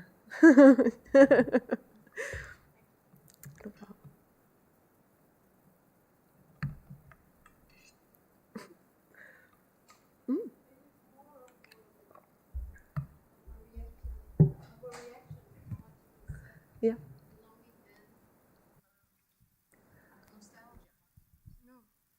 No, I don't use it. Nostalgia and belonging. Mm-hmm. How do they connect? Because in my opinion, maybe my own way of seeing things, I don't think that belonging has anything to do with nostalgia. It's more about to matter more than to belong. To matter rather than belong. That's a good distinction, actually. And it's very relevant to my thesis, actually, because it's all about a play by Lorena Gale called Je me souviens, and it's about her nostalgia for Montreal, where it's home to her, but she never quite belonged. So she longs for it. But I think that in May's case, it's that the country is kind of like a blank slate for her. She was able to reinvent herself because it was away from everyone that she knew before who were trying to make her be someone that she was not. So her nostalgia was almost for... That's why the intersections of time are really interesting in that novel, because it was almost... She's nostalgic for a past that is actually reflective of what her future is going to be. Does that make sense?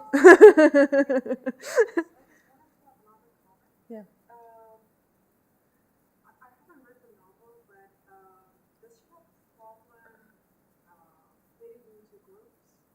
She's alone for like the whole novel, essentially. So maybe that explains for the feeling of nostalgia. Mm-hmm. Nostalgia, not most of the time, but it could actually be a result of not belonging, Mm-hmm. feeling that you belong or feeling rejected. So Yeah, exactly. So she's longing for, yeah, she. maybe it's that I'm just guessing, I don't know. No, definitely, like 100%. Anything else? Just a very out there comment. Yeah. You might want to look at this kind of Portuguese or Brazilian concept of saudade, because that's kind of longing for something that doesn't really exist in a sense. It's almost a kind of a romantic longing of something that has disappeared or something that is no longer there, etc. You might want to just look at that and see. Okay. I might be like way out there, but is that similar to like Saudade, like the song? Yes. But it's this saudade is this kind of idea of longing for something of the past that is no longer there. Perfect. In Romanian, what's the word? Dor. D-O-R. Okay. It means everything that he was trying to explain before and everything that I was talking about. Even Well, it reminds me of Salman Rushdie's concept of longing for the homeland. It's like it's kind of that. It's like because your nostalgia it's not real. You're processing your memories through this lens of like, I want to go back there. It was so great. You've idealized it. But when you actually take the time to think about it critically, it's like, did that nostalgic thing that that memory that you're being nostalgic for, did it ever actually exist? Does it still exist? So it is kind of, it taps into that. It's like, it's an imagined futurity, you know? This is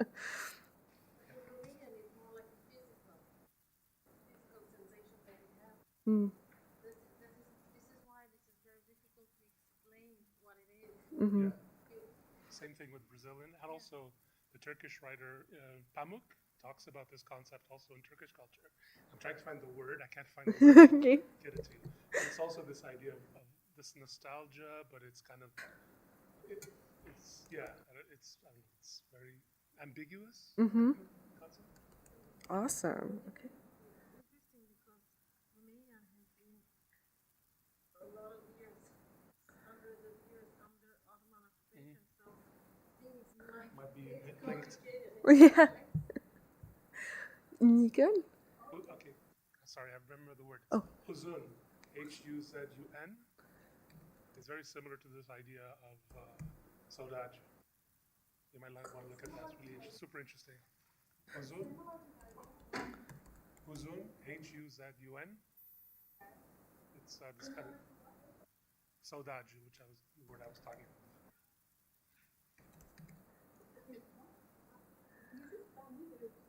Oui.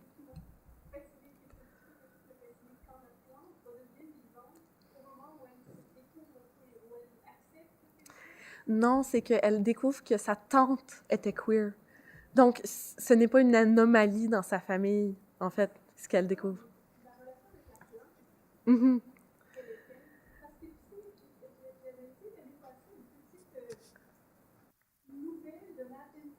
Oui.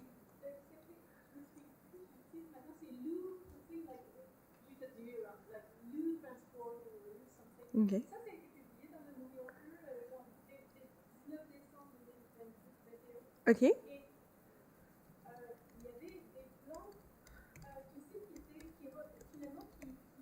étaient très, très sensibles. Donc, des plantes qui étaient très, très sensibles à l'état émotionnel. Mm. La narratrice, qu'elle ne disait pas. Je sais pas si c'était une autre manière. Yeah. Et donc, quand j'ai présenté ça, il y a une femme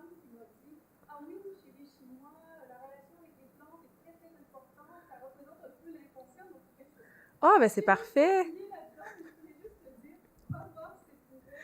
Oui.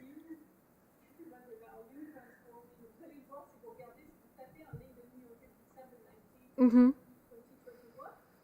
Et là, il y a ces plantes qui sont, tu sais, qui vont nous donner une idée. They're like a colors. Yeah, yeah. They're just telling you where the action is going. It's really fascinating. Yeah, well, the plant does kind of function as a barometer like that. It's like dead and sad, and she's trying to nourish it, and then she thinks it's gone. And then when she meets Diane and finds out that there are other queers in her family, it's like it's reborn. And what's interesting is I couldn't include it because it was going to be far too long, but there was this whole section in the original of this essay about the plant because it's a heartleaf philodendron, and it's literally a love tree. That's the definition, right?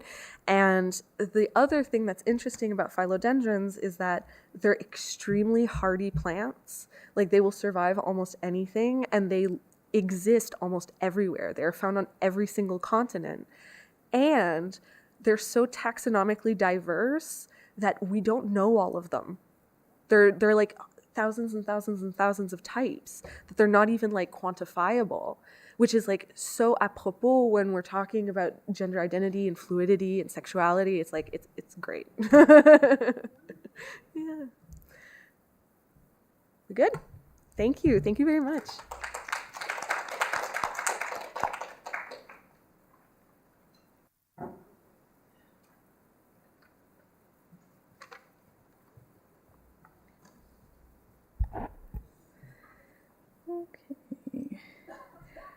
Okay, so the next one is will be done by Miriam Tajik-Felston, Remembering and Forgetting, Diasporic Memories in Brands, The Map of the Door of No Return. Miriam is a PhD candidate in comparative Canadian literature at the Université de Sherbrooke. Her area of interest is the intersection between literature and memory studies.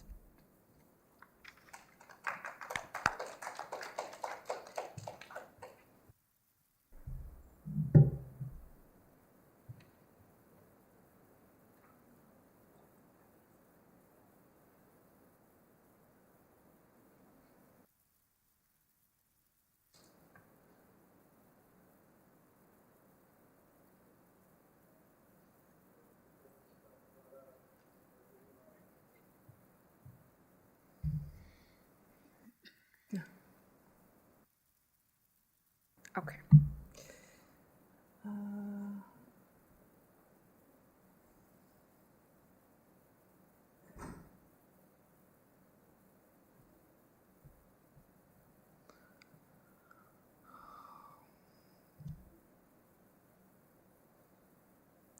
So, hi everyone. My presentation is going to be on the novel by Diane Brand called A Map to the Door of No Return. And the topic is remembering and forgetting diasporic memories in the map to the door of no return. So,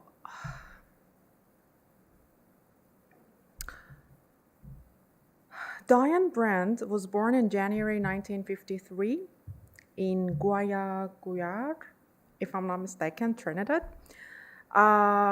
She was Toronto's third poet laureate from September 2009 till November 2012. She emigrated to Canada after graduating from school, and she is currently a professor of English at the School of English and Theatre Studies at the University of Guelph. So, this is supposed to be first. So we're going to, the keywords here in this paper are memory, remembering and forgetting, diaspora, and identity. So in short, what this talk is going to look like is this. Memory's presence in the map to the door of no return is so significant that it cannot be missed. But one pertaining question is, what is the significance of sharing this memory? In an article called Introduction, Relations Between Theory, Literary Theory and Memory Studies, it is stated that literature is capable of staging fictional minds and exhibiting inner processes that remain hidden in the actual world. The map to the door of no return. In the map to the door of no return, the author autobiographer offers fragments of her memory with particular focus on identity and diaspora.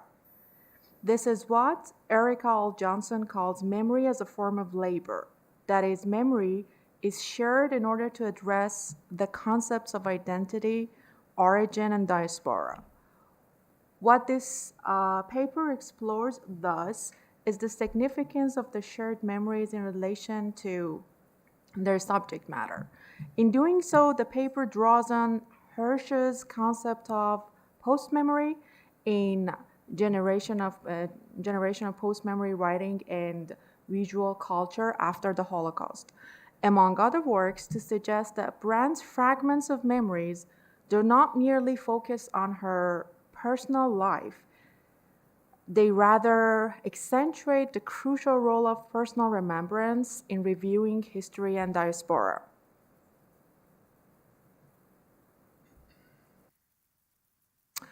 So, memory's presence in the map to the door of no return is so significant that it cannot be missed, as I earlier mentioned.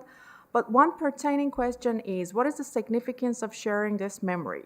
Why does the author decide to take the reader on a tour of her memory from Africa to Toronto, from childhood to adulthood? In Traveling Memory, the author offers to the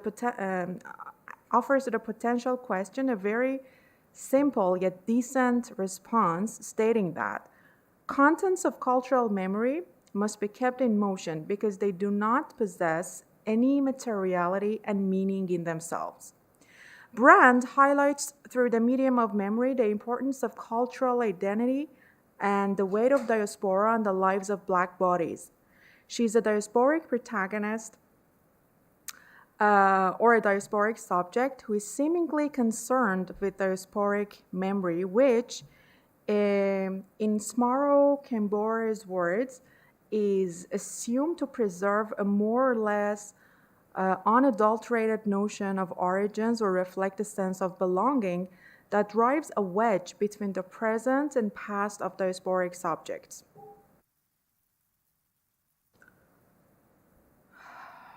Okay, the author autobiographer, Diane Brand, longs for a name leading to an ancestor or to a place from whom she has descended. She wants her grandfather, when she is very young, to remember, and she wants it really passionately. She says she was anxious for her grandfather to remember. She needs the past to be revealed to her, but eventually she loses hope. Papa never remembered. Each week he came, I asked him, had he remembered? Each week he told me no. Then I stopped asking. He was disappointed. I was disappointed. We lived after that in this mutual disappointment.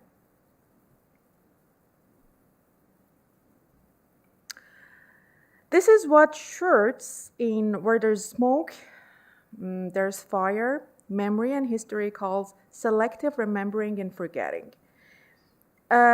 He, meaning the grandfather, has not simply forgotten, since the author notes elsewhere that my grandfather, who knew everything, had forgotten. Who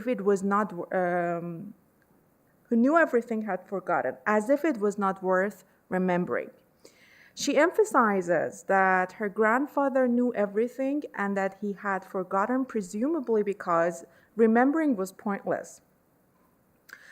Brand believes that it was not merely the name her grandfather could not remember, it was the place we did not remember. Yet, it lodged itself in all the conversations of who we were. It was a visible secret. So the visible secret also brings to mind her memory of water, and that it sounded like 1,000 secrets. It seems that water, as a conspicuous memory of hers, is unknown to her, like the past.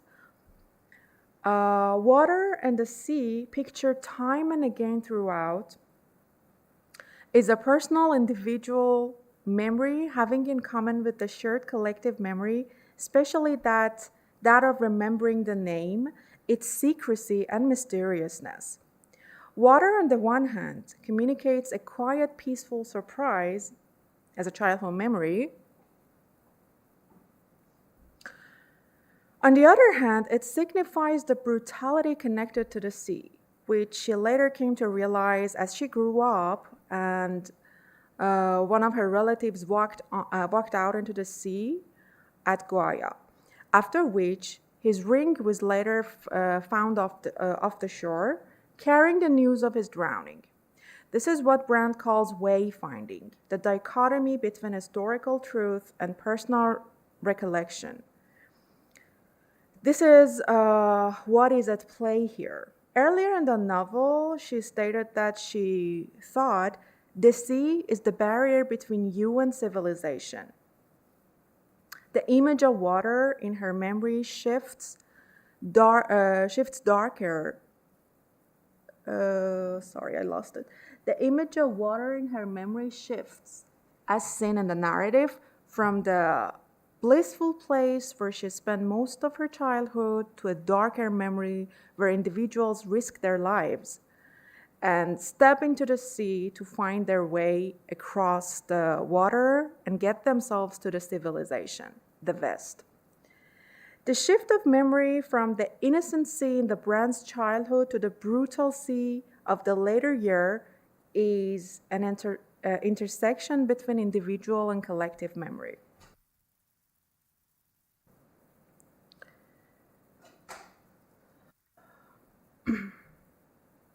So, Brandt asserts that both she and her grandfather were disappointed because he was not able to remember. There was no memory whatsoever of their original homeland and the ancestor. Daniel LaForest argues that there is no nation-state that has not instrumentalized the acts of remembering, forgetting, and misremembering.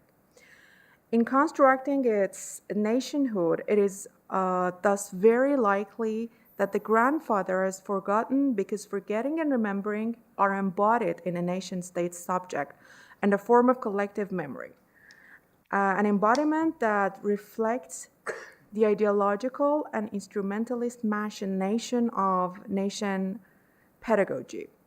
The role of the nation-state, then, cannot be taken for granted, nor can the diasporic memory and body overcome the feeling of disappointment as a result of the rupture, which is multidimensional. So this is an excerpt from the book. But the rupture this exchange with my grandfather revealed was greater than the need for familial bonds. It was a rupture in history, a rupture in the quality of being. It was also a physical rupture, a rupture of geography.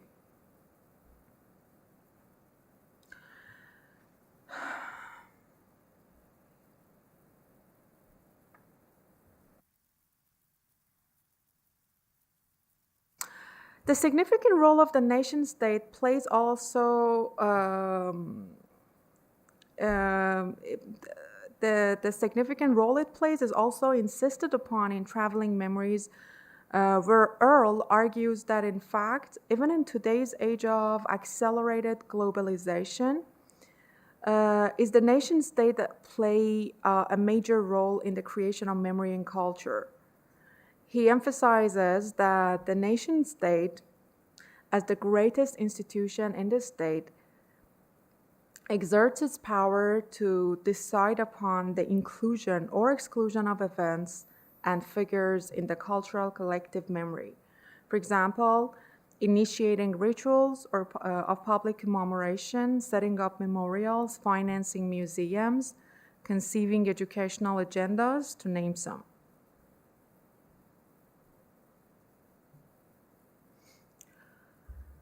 The map to the door of no return is replete with Brand's memories, especially those concerning her identity and the past. She seems to have been, as a child, preoccupied with her past, trying to trace her genealogy, but only in vain, although as she grows up, she claims that the name of the people we came from has ceased to matter. She asserts that the names could have sufficed to fulfill a desire of a 13-year-old child, but what really matters, the rupture in history, is more complicated than just a name. The memory with which the novel begins highlights the importance of this rupture, which recalls an excerpt from Ghosts and Shadows, Constructions of Identity and Community in an African Diaspora.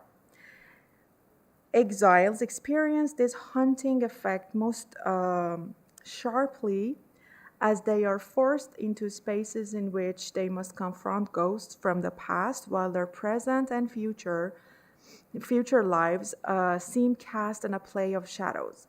In such haunting spaces, exiles must renegotiate their identities in relation to both their lost homeland and their country of actual residence.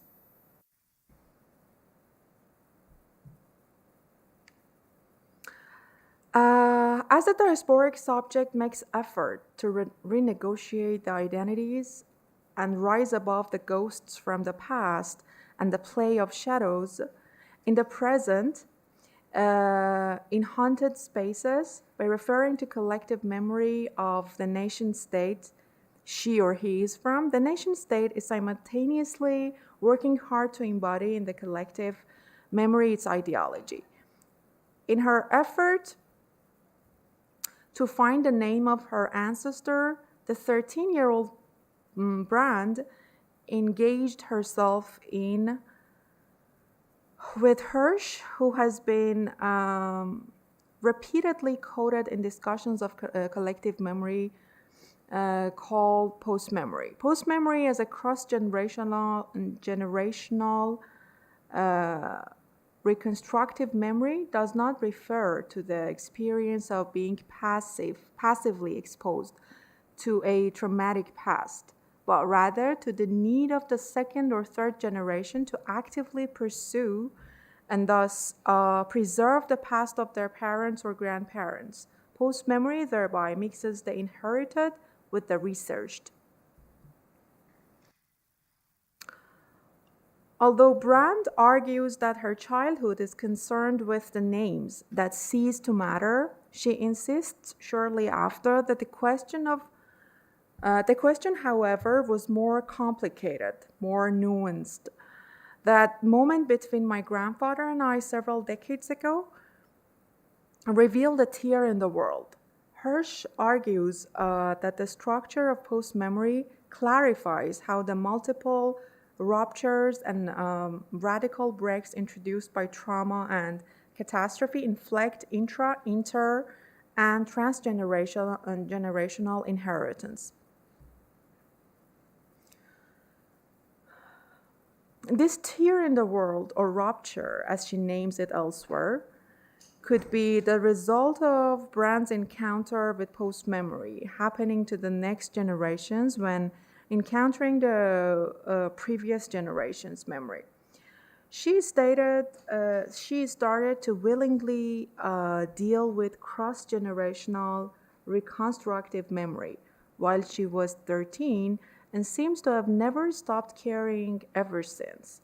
Following her disappointment as a result of her grandfather not remembering the names, she says that having no name to call on was having no past.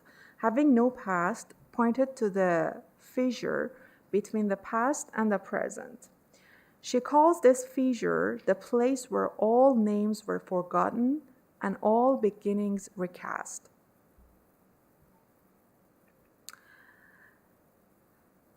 The rupture in the words of Tim Langell, is equal to a cultural crisis, where he claims that a rupture of cultural crisis provides an opportunity to create both continuity and discontinuity with the past, as older traditions are used for new purposes and new social conditions. In the map to the door of no return, this opportunity is employed in order to create continuity. As a diasporic subject, Brand does not seem to have stopped caring for the past. She might have come to the conclusion that the names or the name her grandfather never remembered was something to comfort only a child, but she still continues to hold on to the concept of identity. Memory and the past, as she calls it, a rupture in history, a rupture in the quality of being. The map to the door of no return can be read as an elliptical poetic meditation. Yet another very outstanding feature is its fragmented narrative consisting of a variety of subjects ranging from distant childhood memory to political, social, and literary commentaries, which embrace a wide spectrum of subjects. Although she touches on various topics, the author-autobiographer offers a quite uniform subject matter, mainly focusing on identity formation of diasporic bodies. However, instances of contradiction are still noticeable in the narrative. There are passages where she expresses her certainty, either as an adolescent or a mature adult, toward leaving Africa. As a young person, she had planned to marry a fisherman and move to Venezuela. In the very same paragraph, she says that she has also intended to live in Brazil or London or New York.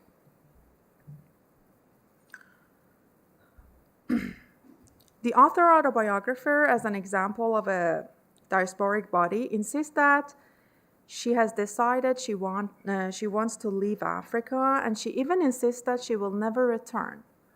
Rostinska claims that the process that leads to immigration commonly involves the experience of helplessness, dissatisfaction, and rebellion.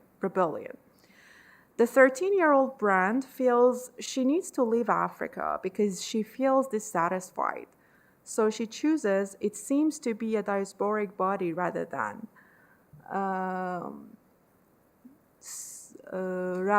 continue to live dissatisfiedly in her homeland. The reader, however, is not aware, with reference to the novel, why Brand is so determined to leave here and never return. But one hypothetical motive could be related to the idea that Africa is therefore a place strictly of imagination. What is imagined, therefore, is a gauzy, elliptical, generalized, vague narrative of a place. Brand insists that she is not going to live here, and that upon making the decision, she has already begun forgetting her home.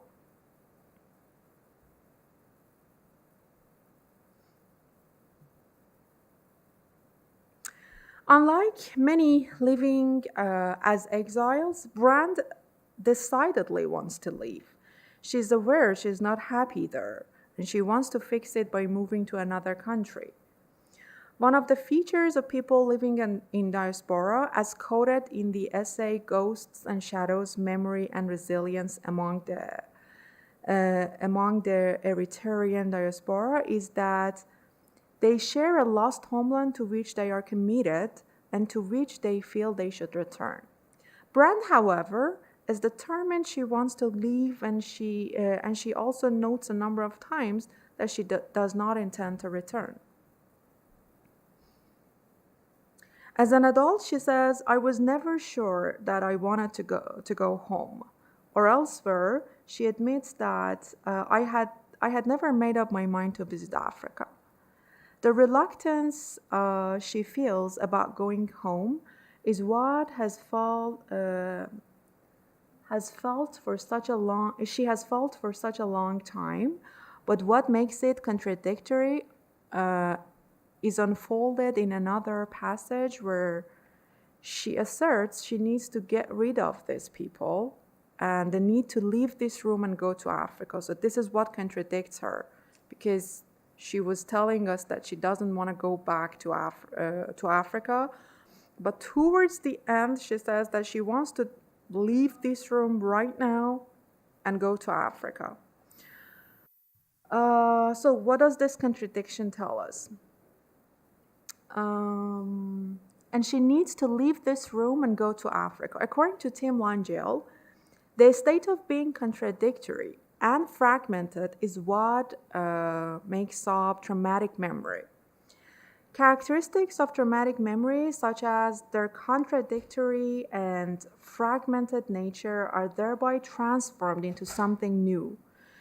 Many texts make this transformation visible and are characterized by high self-reflexivity of narration and remembering. They problematize the voids of the memory process, the struggle for words, the uncertainty about the experiences in the past, and the emotional chaos of the narrator.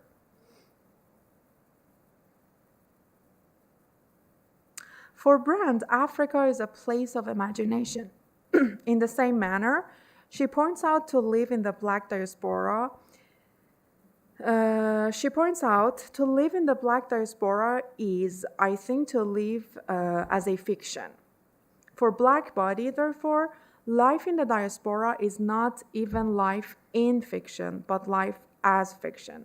That is, the Black individual exists, but like an unreal entity, contrary to memory, which is based on the recollections of the past stored in our head. What is imaginary or imagined is totally fabricated, created, without ever having taken place. Perhaps what Brand is trying to point out is that the situation with Black people is not to be coped with or to recover from, because it does not even exist in the first place. Thus, it is not even noticeable. Other than imagination and fiction, Brand uses bad dreams to refer to diaspora. She argues that in the diaspora, as in bad dreams, you are constantly overwhelmed by the persistence of the specter of captivity, the door of the dreams.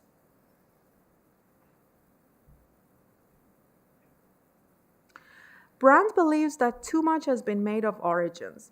Although thematically, the whole narrative in the Map to the Door of No Return revolves around the notion of origins, home, and diaspora, she contradicts herself by asserting that too much has been made of origins. Perhaps it is as a result of being a diasporic body living in a diaspora and believing that all origins are arbitrary, that she feels we are always in the middle of the journey. To feel constantly in the middle of a journey is probably to be unable to locate the real origin and thus not feel safe. Further, for Brand, diaspora never ends, which is seemingly the reason why her preoccupation with diaspora never ends. She recalls on page 81, which is toward middle, of course, the time when a Turkish man asked her, do you only write about racism? And she answers, you don't write about racism, you write about life. It is life you must write about. It is life you must insist on. According to this conversation, what she remembers and writes about is life, not racism. However, her life is apparently too occupied with origins, the past, and diaspora, so much that she feels too much has been made of origins. She thinks that, unlike our ancestors, we tend to have no sense of belonging. The novel starts almost the same way it ends. Her grandfather's memory, a childhood memory of Brand's grandfather, and her uneasiness during the time she demands her grandfather to remember the names is offered to the reader at the beginning and also at the end.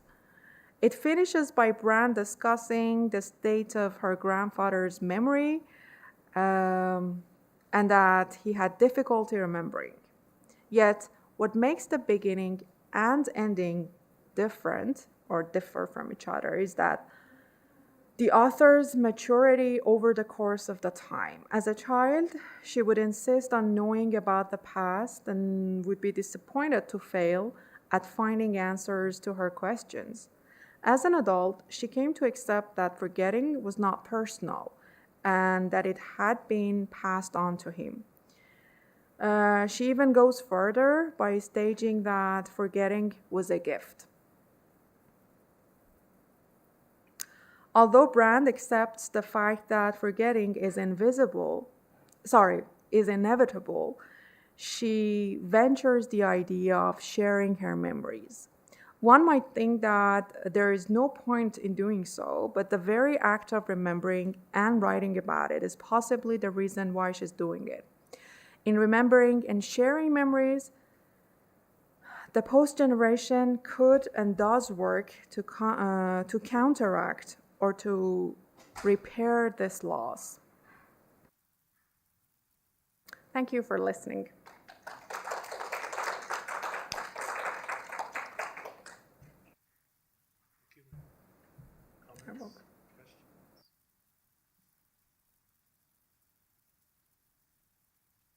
It's more of a comment, but everything that you're talking about in this essay reminds me so much of their vegetarian and suya. Have you ever read that?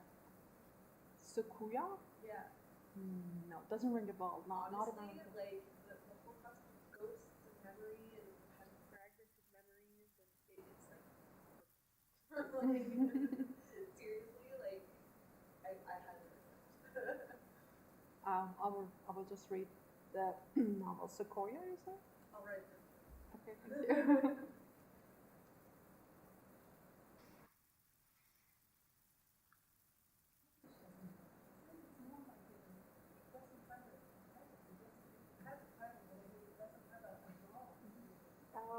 It's called, I guess it's kind of a fragmented novel, it's named, but yeah, it's not a novel because it doesn't have a plot.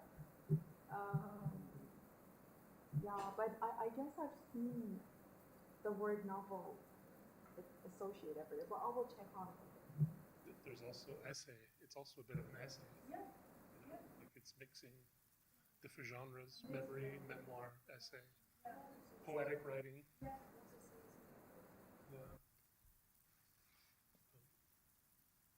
It's hard to categorize.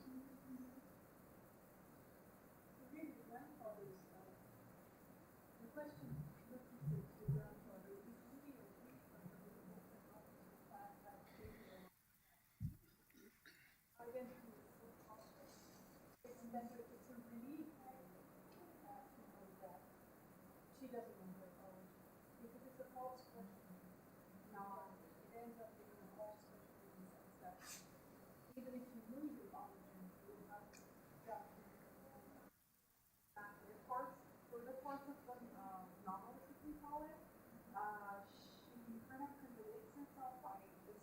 First, she opens up by saying that by asking her grandfather about the past, and then he disappointed her.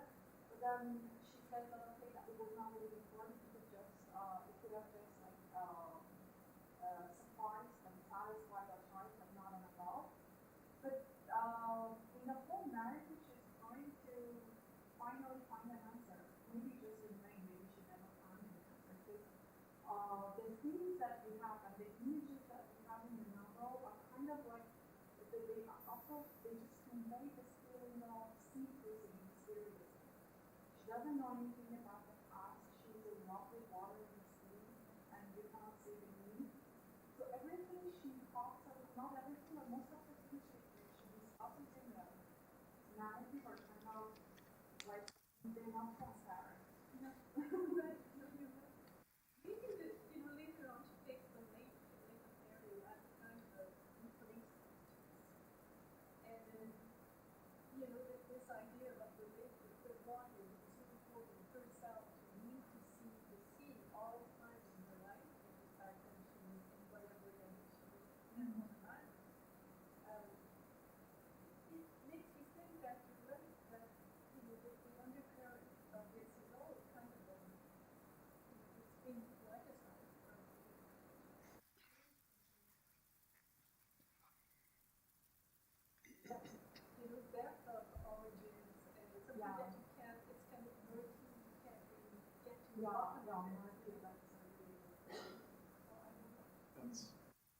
bit Gilroy's Black Atlantic, right?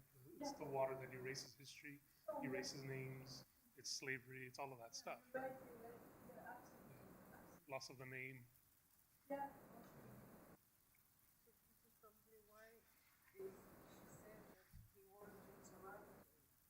So it stuck to me. I keep thinking what it really means, because origins, in my way of seeing things, are not arbitrary. No? I guess what she means by that the origins are arbitrary is because she doesn't know where she's from and she cannot locate herself. This is my understanding. So if it's the case for everyone, then what is the meaning of origin? And if she really believes that too much has been made of origins, then what is origin really in the first place? How can it be defined in the first place? And then after that, we have to discuss its arbitrariness. So I guess when she says that all origins are arbitrary, it's kind of related to her own very, let's say, personal idea of not being able to locate oneself and see where she is really from. Because as a diasporic person, she was born somewhere where maybe her ancestors were not, and then she didn't really want to live there. As a adolescent, she was always thinking that she would like to live in New York or Venezuela or Brazil. So she wasn't sure where, but she was sure that not here. And now she's a resident of another country. So for a person with such reputation, okay, and geography, origins are arbitrary. And maybe it is the case for many other diasporic bodies. The title of one of her works is in another place, not here. Not here. It's constantly moving. But not here means is origin, in effect, you just do business accepted as a But I kind of agree with you. The discussion that she has with her own refusal to accept her origin. But as a diasporic person myself, I feel that I have an origin, and always in this permanent. Yeah, but if that origin is traumatic or politically unstable or that kind of thing, then you want to get away from that. Yeah.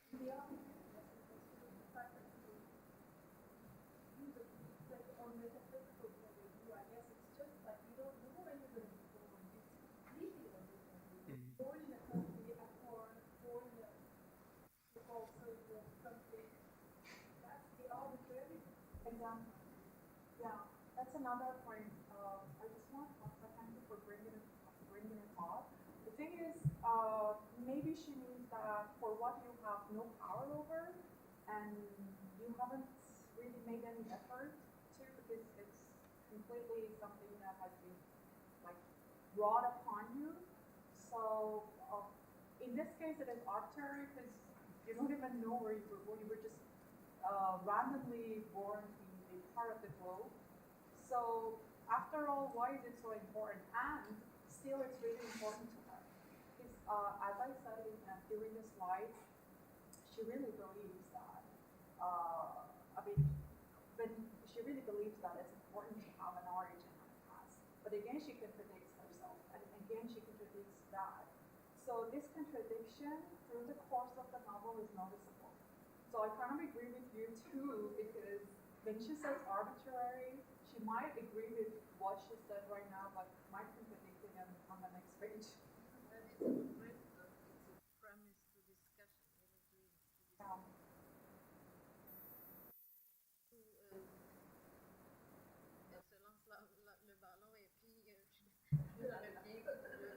But that's also a very,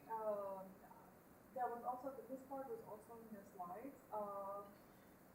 This is also one of the features of the diasporic bodies, that they contradict themselves, and because they have traumatic memories of their origins. No, not all of them. Thank you, Maria.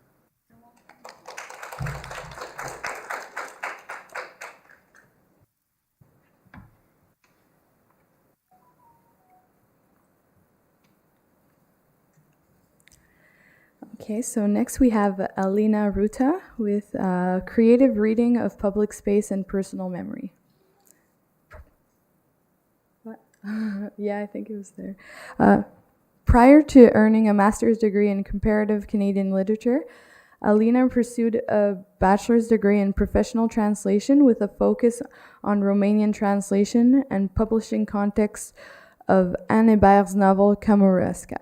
She is currently working on her thesis based on And We Go On, a memoir of the Great War, as part of her PhD in comparative Canadian literature at the Université of Sherbrooke, investigating spectrality in translation.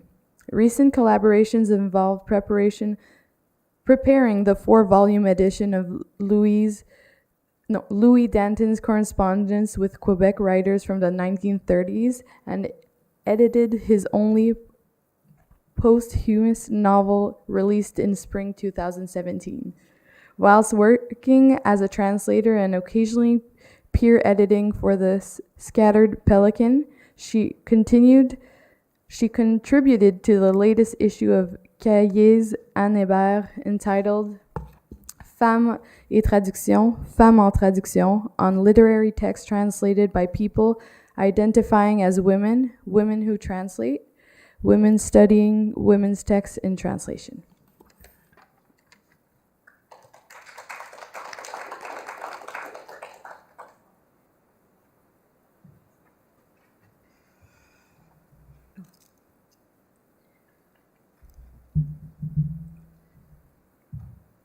Bonjour, je ne vois pas de loin.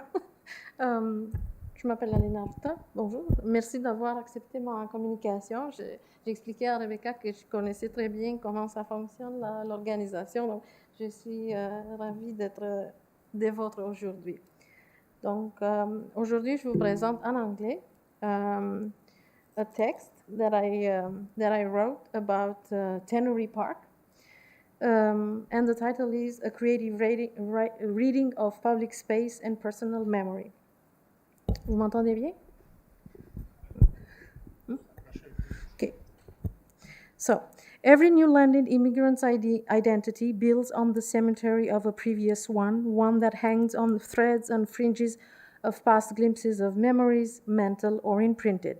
It is built on physical places, public spaces, whose emotional suspended awe still weighs heavily on them, and with every breath they take, they lose some in the new adaptive lands. How can a creative reading of specific place, public space, and the personal memory, my childhood park, lay the groundwork for a targeted, reflexive, nostalgic introspection into the concept of memory image with specific descriptions, making thus the sense of my recollection of its colors, design, space, and place. Going back to the mental image that persists, retracing parts of it long gone, exploring the physical and emotional distances between what used to be, what is, and what it means to me as an immigrant, becomes the textual narrative, allowing me to broaden the sense of a nostalgic remembrance rather than feeding an identity loss. Memory plays a central role in the preservation of one's sense of self and culture. Identity lingers between two worlds, crushed under the weight of the new and invasive other, itself pressing on the very essence of what was. Nothing emerges but a shape of conglomerated, fragmentary, and inward-turning histories, pasts that others are not allowed to read, accumulated times that can be unfolded, but like stories held in reserve, remaining in an enigmatic state. Deserto. I felt that I could follow Deserto by looking at something that had meaning to me, the park in front of the apartment building where I grew up in Romania. I glimpsed at it almost daily from the balcony when checking out the weather, or opposite its main entrance, waiting for the tram to take me to school. As an adolescent, I walked on its concrete alleys, alongside carefully manicured grass areas, adventuring on its pathways under the tall trees. I ran and played with childhood friends. I rode my bike or the mini train to the fun fair to its northern outskirts. I skated on the icy lake during our freezing winters. In the summer, together with my mom, went to shows at the open-air theater. We smiled and laughed a lot. The Tannery Park is one of my most cherished childhood memories. It is nostalgic attachment or homesickness. I do not know. Looking back at what stayed behind physically, temporally, and emotionally allows me to look deeper into my own memory of places and lived experiences as a candid remembering of a period long gone. Therefore, I look at this park from my current position as an immigrant in Canada, a displaced subject in a distant Nordic country. Being away from what I called home is difficult indeed, but not necessarily unbearable. In her articles about diasporic subjectivity, Lily Cho spoke of a tingle in the back of one's neck when confronted with the reality of being displaced and away from home. I do not feel that. I chose to live on my free will, and in doing so, I packed not only belongings, but also all the memories I had. My memories of places and of persons are in me, and I can access them whenever I want, as often as I please. I smile as I take my eyes off the computer screen and start memory gazing. This short-lived journey helps me mentally relive past moments, hear lost voices, and smell the linden flowers in full bloom. Typing down the name of my hometown in the search bar, I see the program instantly executing a swirling movement of the globe, bringing me right on top of it. To reach further down into the city with Google Earth, I make another internalized and by now natural gesture to narrow my scope, retrace familiar streets and places, and finally arrive at my destination, home. The zoom-in gesture instantly erased, blurred, and compressed the long physical distance and the time it would have taken me to get there. What I left behind all these years ago is right there, in front of my eyes, in a frozen image.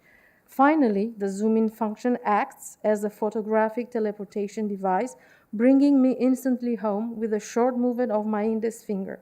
Time and space collide with a push of a fingertip.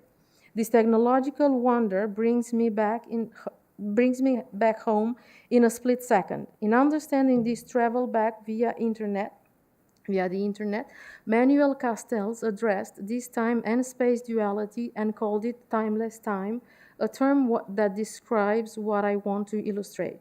I quote, "Time and space are related in society as in nature. Their meaning and manifestation in social practice evolve throughout history and across cultures, in contrast to the rhythm of biological time of most human existence and to the clock time characterizing the industrial age, a new form of time characterizing the dominant logic of the network society.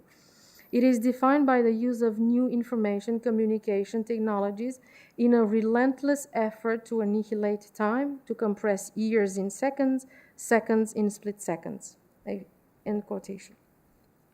At the time, the places and things from my childhood had not as much meaning for me as they do now when searching for them through my long-term memory. The nostalgia becomes overwhelming. Quote, la nostalgie, tout comme sa jumelle mélancolie, soutient Wendy, n'est pas une condition, mais plutôt un symptôme. Le symptôme d'habitude, de pensée et de crainte dépassée, le signe d'une économie émotionnelle saturée de sentiments de perte.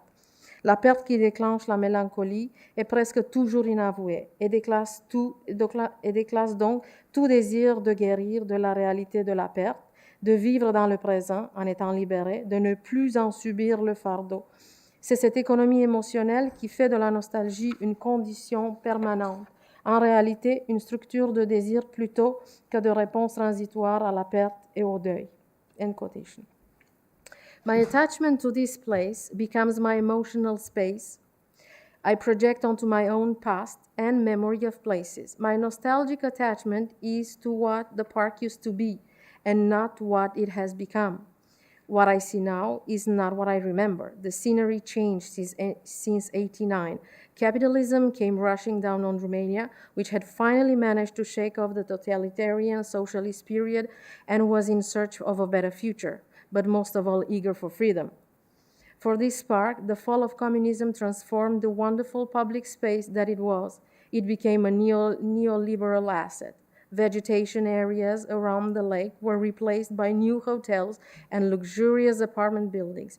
Parts of its public terrain were made private and sold to foreign investors. The best solution for profits were presented. Foreign businesses flourished ever since.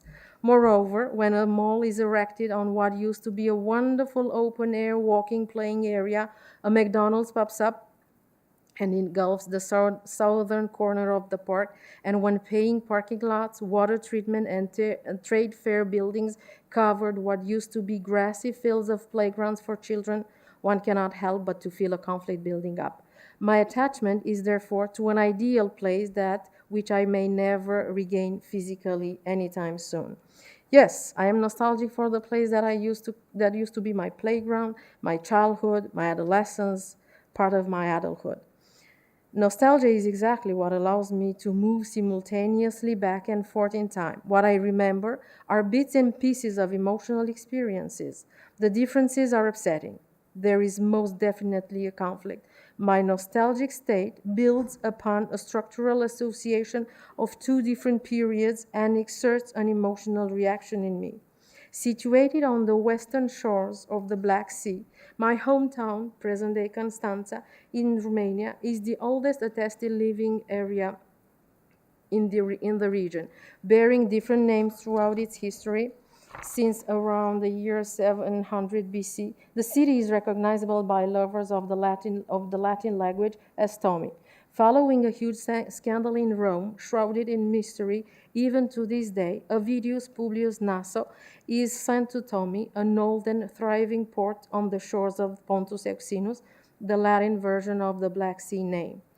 An interesting euphemism mixing meaning from two different languages, Ancient Greek and Persian, meaning the hospitable sea, for its earlier version was the inhospitable sea, describing not only the people but the weather around these parts. Ovid arrived from the sunny and warm lands of Rome to these harsh and barren shores with freezing winters.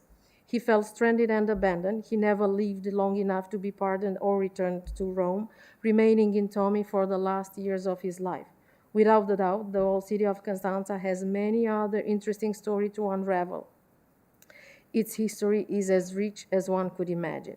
Fast forwarding to the 70s, thus at the beginning of what soon became the totalitarian socialist regime in Romania, Tannery Lake will endure significant changes. From the two tannery factories on its shores at the beginning of the 20th centuries, all the way through the industrialization and forced urbanization periods, the park witnessed the rise of newer neighborhoods. Covering such a vast space organized around it, Tannery Lake saw the construction of a park around its shore, which included large vegetation areas, walking pathways, concrete alleys painted for cycling, learning traffic sites and street-like markings, playgrounds with swings and colorful areas, a maze made of decorative evergreen bushes, a summer theater, a fun fair, a small reserve for the endangered local birds, a planetarium, and an aquatic center for dolphins. An aquatic sports center for local young athletes was also built for them to practice freely on the very lake. Despite it being mostly extinct by the gigantic mall, a few parts of the park remained where I, as a mom, have brought my own kids to play. Therefore, this nostalgia of the park is about childhood. Aside from a newly built restaurant, the park's entrance in the 80s saw the construction of a long cement promenade with floral arrangements in the middle and trees along the edges, as well as enough benches for people to relax in the shade and take in the fresh air. A long flight of stone stairs led down to the lake from this walking esplanade where people could access the crystal clear waters. A carved work of contemporary art was resting directly in front of them, and it was made from the same stone. A strange-looking metal monument was positioned a few steps back. It was a delightful place for young and old alike to be in. From the strange-looking metal monument erected by the lake, the concrete alleys would continue around the park, winding and bifurcating at times and regaining each other under the imposing oaks, maples, poplars, and linden. Some areas were planted with coniferous trees, others with sea-like plants. Down by the water, there were numerous weeping willows. A traditional monument was erected, and a Japanese garden was landscaped in another location to commemorate the official visit of a significant Japanese political figure. A Greek amphitheater carved in stone, not far away, soon appeared, highlighting the historical trademark of this ancient harbor. A few steps towards the lake, a huge pirate ship, entirely made of wood, welcomed children who loved to imitate characters from movies they saw or books they enjoyed reading. In its belly, the ship had a small-sized cinema. Sadly, a few years later, a huge fire destroyed the ship, and for security reasons, the authorities had to take it down. A cake shop selling tasty bakeries and the best ice cream in town was soon added to the park to enthrall children, parents, and grandparents alike, especially during our scorching summers. In the open-air theater was another attraction of this park. Every summer night, there were comedy shows, musicals, and theater performances. From foreign countries came teams of actors to play and represent their specific regions. From my room on summer evenings, I would hear the applause these actors received at the end of their representation, or even the group laugh when the comedies generated such bursts in their audiences. In its northern part, a small traditional village was welcomed, marking every region of the country with houses built on either side of what resembled a main road, leading to the heart of a fun fair where children could feel just as Pinocchio did when he reached the land of toys. Mechanical machines and toys, roundabouts and artisan merchants, sugar retreats, and other attractions were displayed to impress the young minds happy to be there. To get to the park, children would take the mini train back and admire along the ride the natural beauties brought together in one place. On the other side of the lake, other attractions were among the strongest tourist assets of Constanza. The aquatic center for dolphins, with shows and exposition for marine creatures, as well as local endangered birds from the nearby Danube Delta biosphere, would fascinate audience to this day. Not far from there was a planetarium whose rounded roof reproduced the night sky, allowing children to watch through a scope specific astral areas. This is what I was able to reconstruct from my own memories, refreshed by the picture found here and there on the internet. The different layers of my emotional reactions started from the initial moment back when it was only a barren field. Just like a geographer looking at a map, I added imaginary successive transfer papers, each bearing a newer contour, and an addition up to the point where the park finally gained the form I knew, the one I remember and now see in my mind's eye. With each new layer of information, each picture, each step I take down my memory lane, I find new levels of nostalgia. The distance in time and space is unsettling. I can no longer reach any of the points I longed for.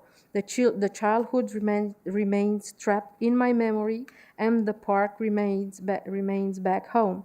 My displaced physicality is doubled by my own mental position. The period I would have liked to revisit for the place I would like to revisit is no longer there in the form that I remember. I am away from the physical place I used to call home. I am away from the park I used to know outside my home. Physically and mentally, I am away. The memorable is, quote, the memory is that which can be dreamed about a place. In this place, that is a palimpsest, subjectivity is already linked to the absence that structures it as existence and makes it be there, Dasein. End quotation. Through memories, I return home.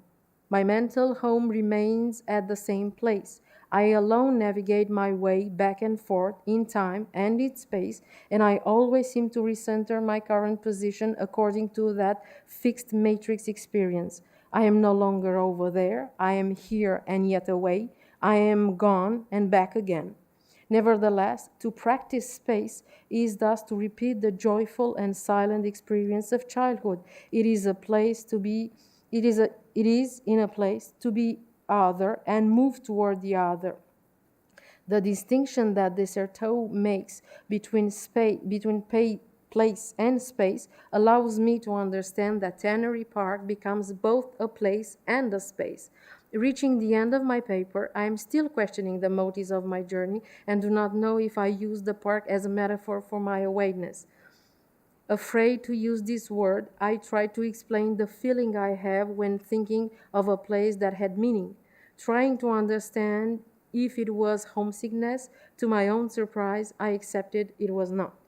I do not need a four-walled space to call home or to feel complete, because I am complete.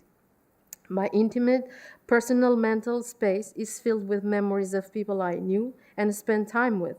Everything is here, in me, and this is probably why I'm perfectly comfortable wherever I go. I am physically displaced from the place I used to call home. True, I feel that I am away, but going back mentally and with the technical means now available, I can revisit places I seem to long for. The internet helps me blur distances and compress time so that I'm right there instantly just above the building across the Tannery Park. As Desserteau explains, quote, the memories tie us to that place. It's personal, not interesting to anyone else, but after all, that's what gives a neighborhood its character. Places are fragmentary and inward-turning stories, past that others are not allowed to read, accumulated times that can be unfolded, but like stories held in reserve, remaining in an enigmatic state. What I see now is completely different from my own memory from my childhood. As a moral geographer, I read the transformation that occurred in certain parts of the park, and I understand that changes happened over time, some better than others. Some of these changes disfigured a place that was once very carefully landscaped and organized. The hospitable has become inhospitable. The tingle on the back of the neck may stir some hairs for the contempt I feel towards what is happening there, for I realize that the desolate state the park endures nowadays is out of my reach. Unable to change it in any way, and deliberately not talking of its present state or showing pictures of it, I chose to go back through my mind's eye. The zoom-out gesture distances me from what I choose to put aside, to hide away from my idealized memory of places, from what really bothers me about its current situation. The zoom-out gesture brings me back to a suspended position overlooking the park, my hometown, my country, the continent, and back to my current location, and finally to the state of candid nostalgia that has absorbed me in front of this paper. Thank you.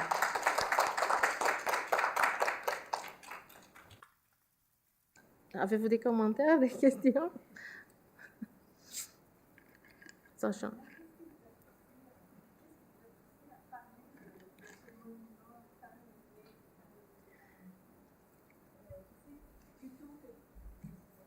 Ben, quand vous me connaissez, atypique, dans le cours de Roxane, atypique comme je suis, j'ai toujours pousse mes propres idées. Donc, dans le cours de Roxane sur literature of space, she asked us to write about a certain space in Canadian literature, and I tried, and I didn't find anything that could keep me on the paper and to write about it as passionately as you probably have seen me read. So, and I realized that because ever since I got here with my family and my husband and kid, I have been drawn to think about my position. And also family issues, recent family issues back there brought back a lot of thinking and philosophical, metaphysical, and all sorts of things about me wanting to write about things that make me who I am. So, because as a diasporic subject, as an immigrant, as a woman, as anything at all in this world, we have to matter more than to belong. So I realized that in Canada, I don't belong here. The more I live here, the more I realize I don't belong. But I realize that I matter. So everything that I do makes me matter here for my family, for everything around. So it's very emotional. But I become emotional when I write about what makes me me. So me, also because of my history, my personal family history, is something that makes me more inclined to think about it now that I have reached a certain age and realize a little bit more as a mother, as a lot of things.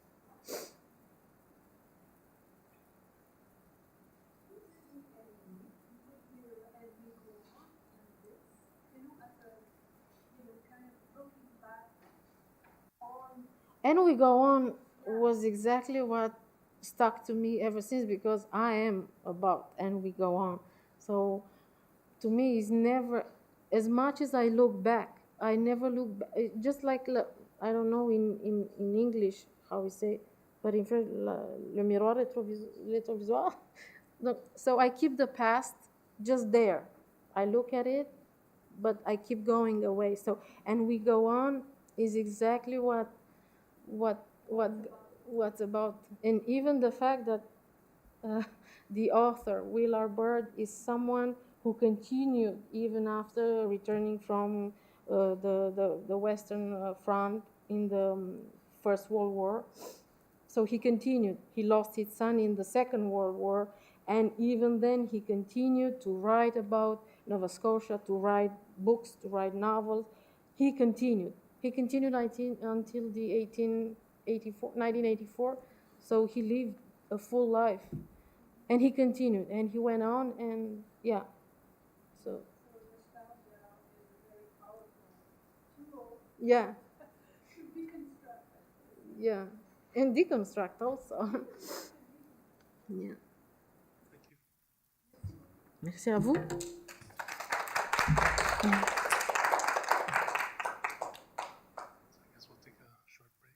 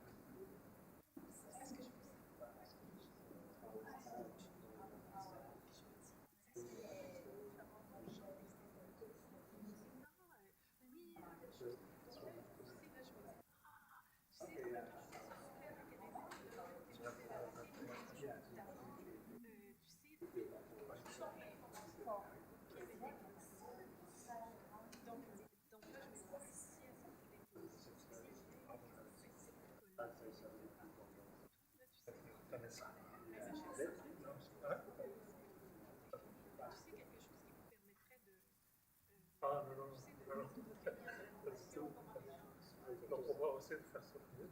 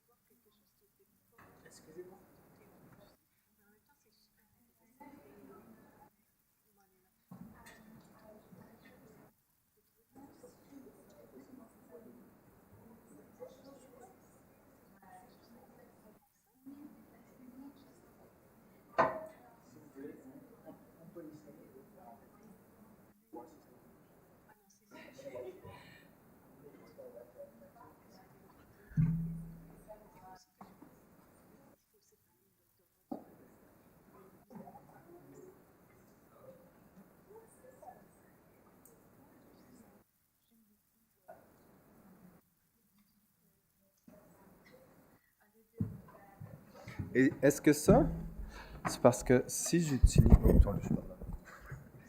Mais ça, par exemple, je ne pourrais pas l'utiliser si on est ici.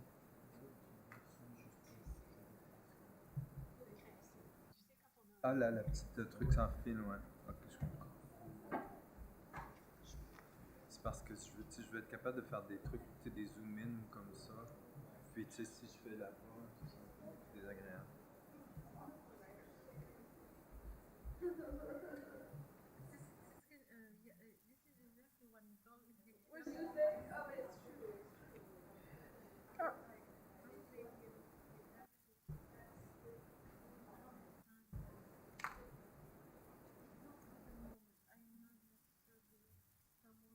Ah, je vois ça là.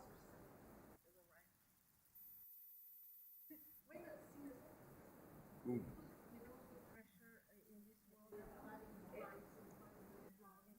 Je sais pas si je vais prendre encore une minute pour regarder.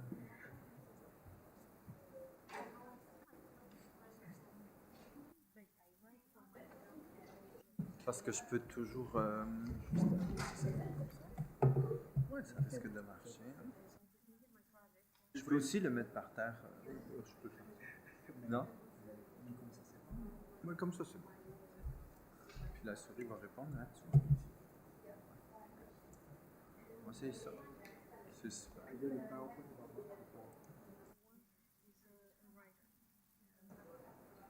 Mais là, c'est pour moi, hein? Il y a encore 2 personnes avant moi. OK.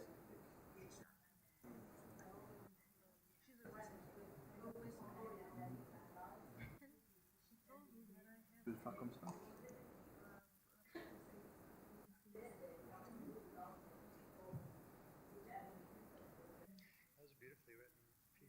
Mais si on est comme ça, moi, je peux le faire ici.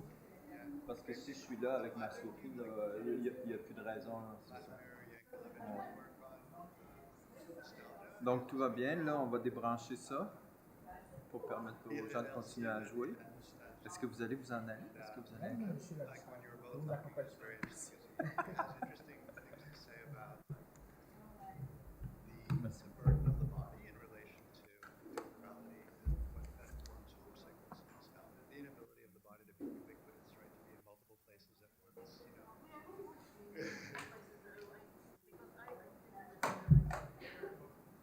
Yeah, well, that's it. Yeah, but the fact that, and then that leads to the second sort of big point, which is about the irreversible, right? So that often nostalgia, he says anyways, emerges from a regrettable occurrence, right? But ultimately, it's not. Talk about regret. Yeah. But no, regret doesn't have to. But the regret ultimately, he says, is not about the subjective feeling to something that happened that you wish you could change, but to the very fact of the irreversibility of time. So that, but that keeps you stuck in the past. Well, that's, yeah, and that's what... And me, I'm all about moving on. The teacher who worked with me on the campaign, I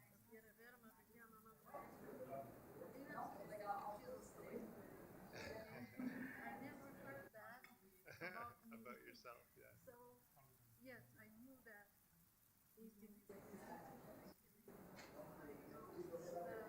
no, I can't. This is why I always react. I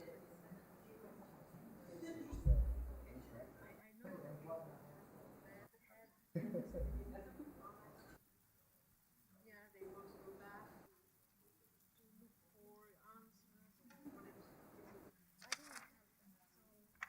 so I had a very simple, not that simple, but a very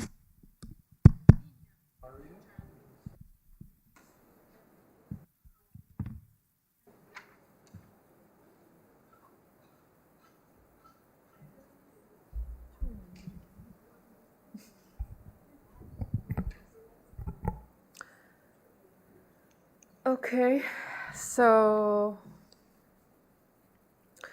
our fourth session starts, and we're gonna listen to Samuel Lemieux. Am I right with your last name? Okay.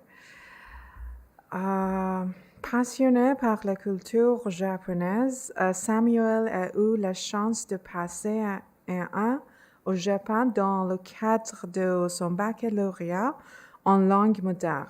Il travaille maintenant à temps plein comme traducteur dans une entreprise sherbrookeoise, tout en complétant sa maîtrise en traduction sous la direction de Madame Nicole Gauthier.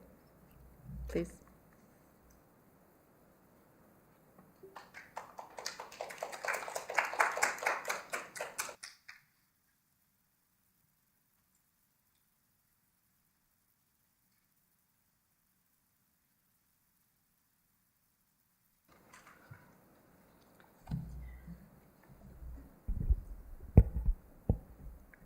Alors, bonjour. Merci beaucoup de m'accueillir à ce colloque étudiant.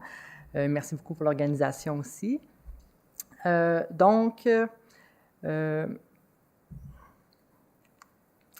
Kogawa est une figure importante des auteurs canadiens d'origine japonaise. Son roman le plus populaire, Obasan, est publié en 1981. Elle utilise la voix du personnage de Naomi pour traiter, entre autres, de l'internement des Canadiens d'origine japonaise pendant la Deuxième Guerre mondiale. Il s'agit d'un événement que Joy Kogawa et sa famille ont vécu lorsqu'ils ont été déportés d'une province à l'autre du Canada, perdant ainsi leur maison et la majorité de leurs possessions. Ils ont perdu aussi beaucoup plus. Ils ont perdu la qualité de vie, car dans les camps, la qualité de vie était médiocre et les habitations mal isolées, avec très peu d'aide du gouvernement. Obasan est donc une œuvre semi-autobiographique. La publication d'une véritable œuvre autobiographique ne survient qu'en 2016 avec Gently to Nagasaki. Il s'agit d'une autobiographie de Kogawa qui rassemble des moments importants de l'histoire, de même que de son histoire personnelle, racontée et commentée par l'autrice en relation avec sa double identité culturelle. Joy Kogawa est une Nisei, c'est-à-dire qu'elle est née au Canada de parents immigrants japonais. L'autrice, comme la plupart des enfants d'immigrants, se trouve dans une situation où, malgré sa vie de famille d'origine étrangère, elle éprouve de la difficulté à vivre pleinement sa culture d'origine en contexte canadien. Elle ne se sent pas non plus parfaitement canadienne en raison des origines de sa vie familiale. Pourtant, elle ressent la nécessité d'être à la fois une fière représentante de la culture japonaise et une Canadienne modèle. Elle n'est pourtant ni l'une ni l'autre. C'est de cette insatisfaction, de cette tension entre deux mondes, qu'elle tire son œuvre littéraire à laquelle donne accès Gently to Nagasaki. Alors, comment traduire les motifs du trauma dans Gently to Nagasaki? Eh bien, ça, c'est le but un peu de ma recherche, mais la présentation va porter plus un peu sur le contexte qui entoure quels sont les traumas de l'autrice, pourquoi c'est important de parler de ces traumas et quelle importance ils ont lors de la traduction. Alors, tout d'abord, afin de répondre à cette question, j'expliquerai brièvement le concept de trauma, surtout en opposition avec le terme traumatisme, puis la définition que j'ai retenue du terme autobiographie, que je vais utiliser tout au long de la présentation. Je parlerai ensuite des liens entre les moments traumatisants que mentionne Joy Kogawa et l'écriture. Puis, j'expliquerai les outils que l'autrice utilise pour les raconter. J'ai tenté de séparer ces outils en 3 catégories, c'est-à-dire les motifs religieux, les motifs de contes de fées et les moments poétiques. Finalement, je discuterai de l'unité de mesure que j'ai choisie pour faire l'examen de ma traduction, donc son efficacité théorique, en comparaison avec l'effet qu'elle produit en pratique. Alors, les termes trauma et traumatisme semblent se confondre un peu dans l'usage courant, parfois même en médecine. Leur usage, toutefois, en psychanalyse diffère. Quoique mon but n'est pas de faire la psychanalyse de l'œuvre de Joy Kogawa, je pense qu'utiliser les définitions de ce domaine vont aider à mon travail. Ainsi, traumatisme se réfère à l'événement extérieur qui frappe l'individu, alors que trauma englobe les effets que laissent de tels événements. Pour parler de Gently to Nagasaki, j'utilise aussi le terme autobiographie. Je retiendrai donc la définition de Mathieu Castellani qui dit que l'autobiographie suppose un moi qui se construit, se détruit, se reconstruit dans l'acte même d'écrire, qui fixe de moment en moment des instantanés, des métamorphoses qui étrangent et altèrent le sujet en devenir, un clivage interne qui fait du sujet l'autre d'un autre.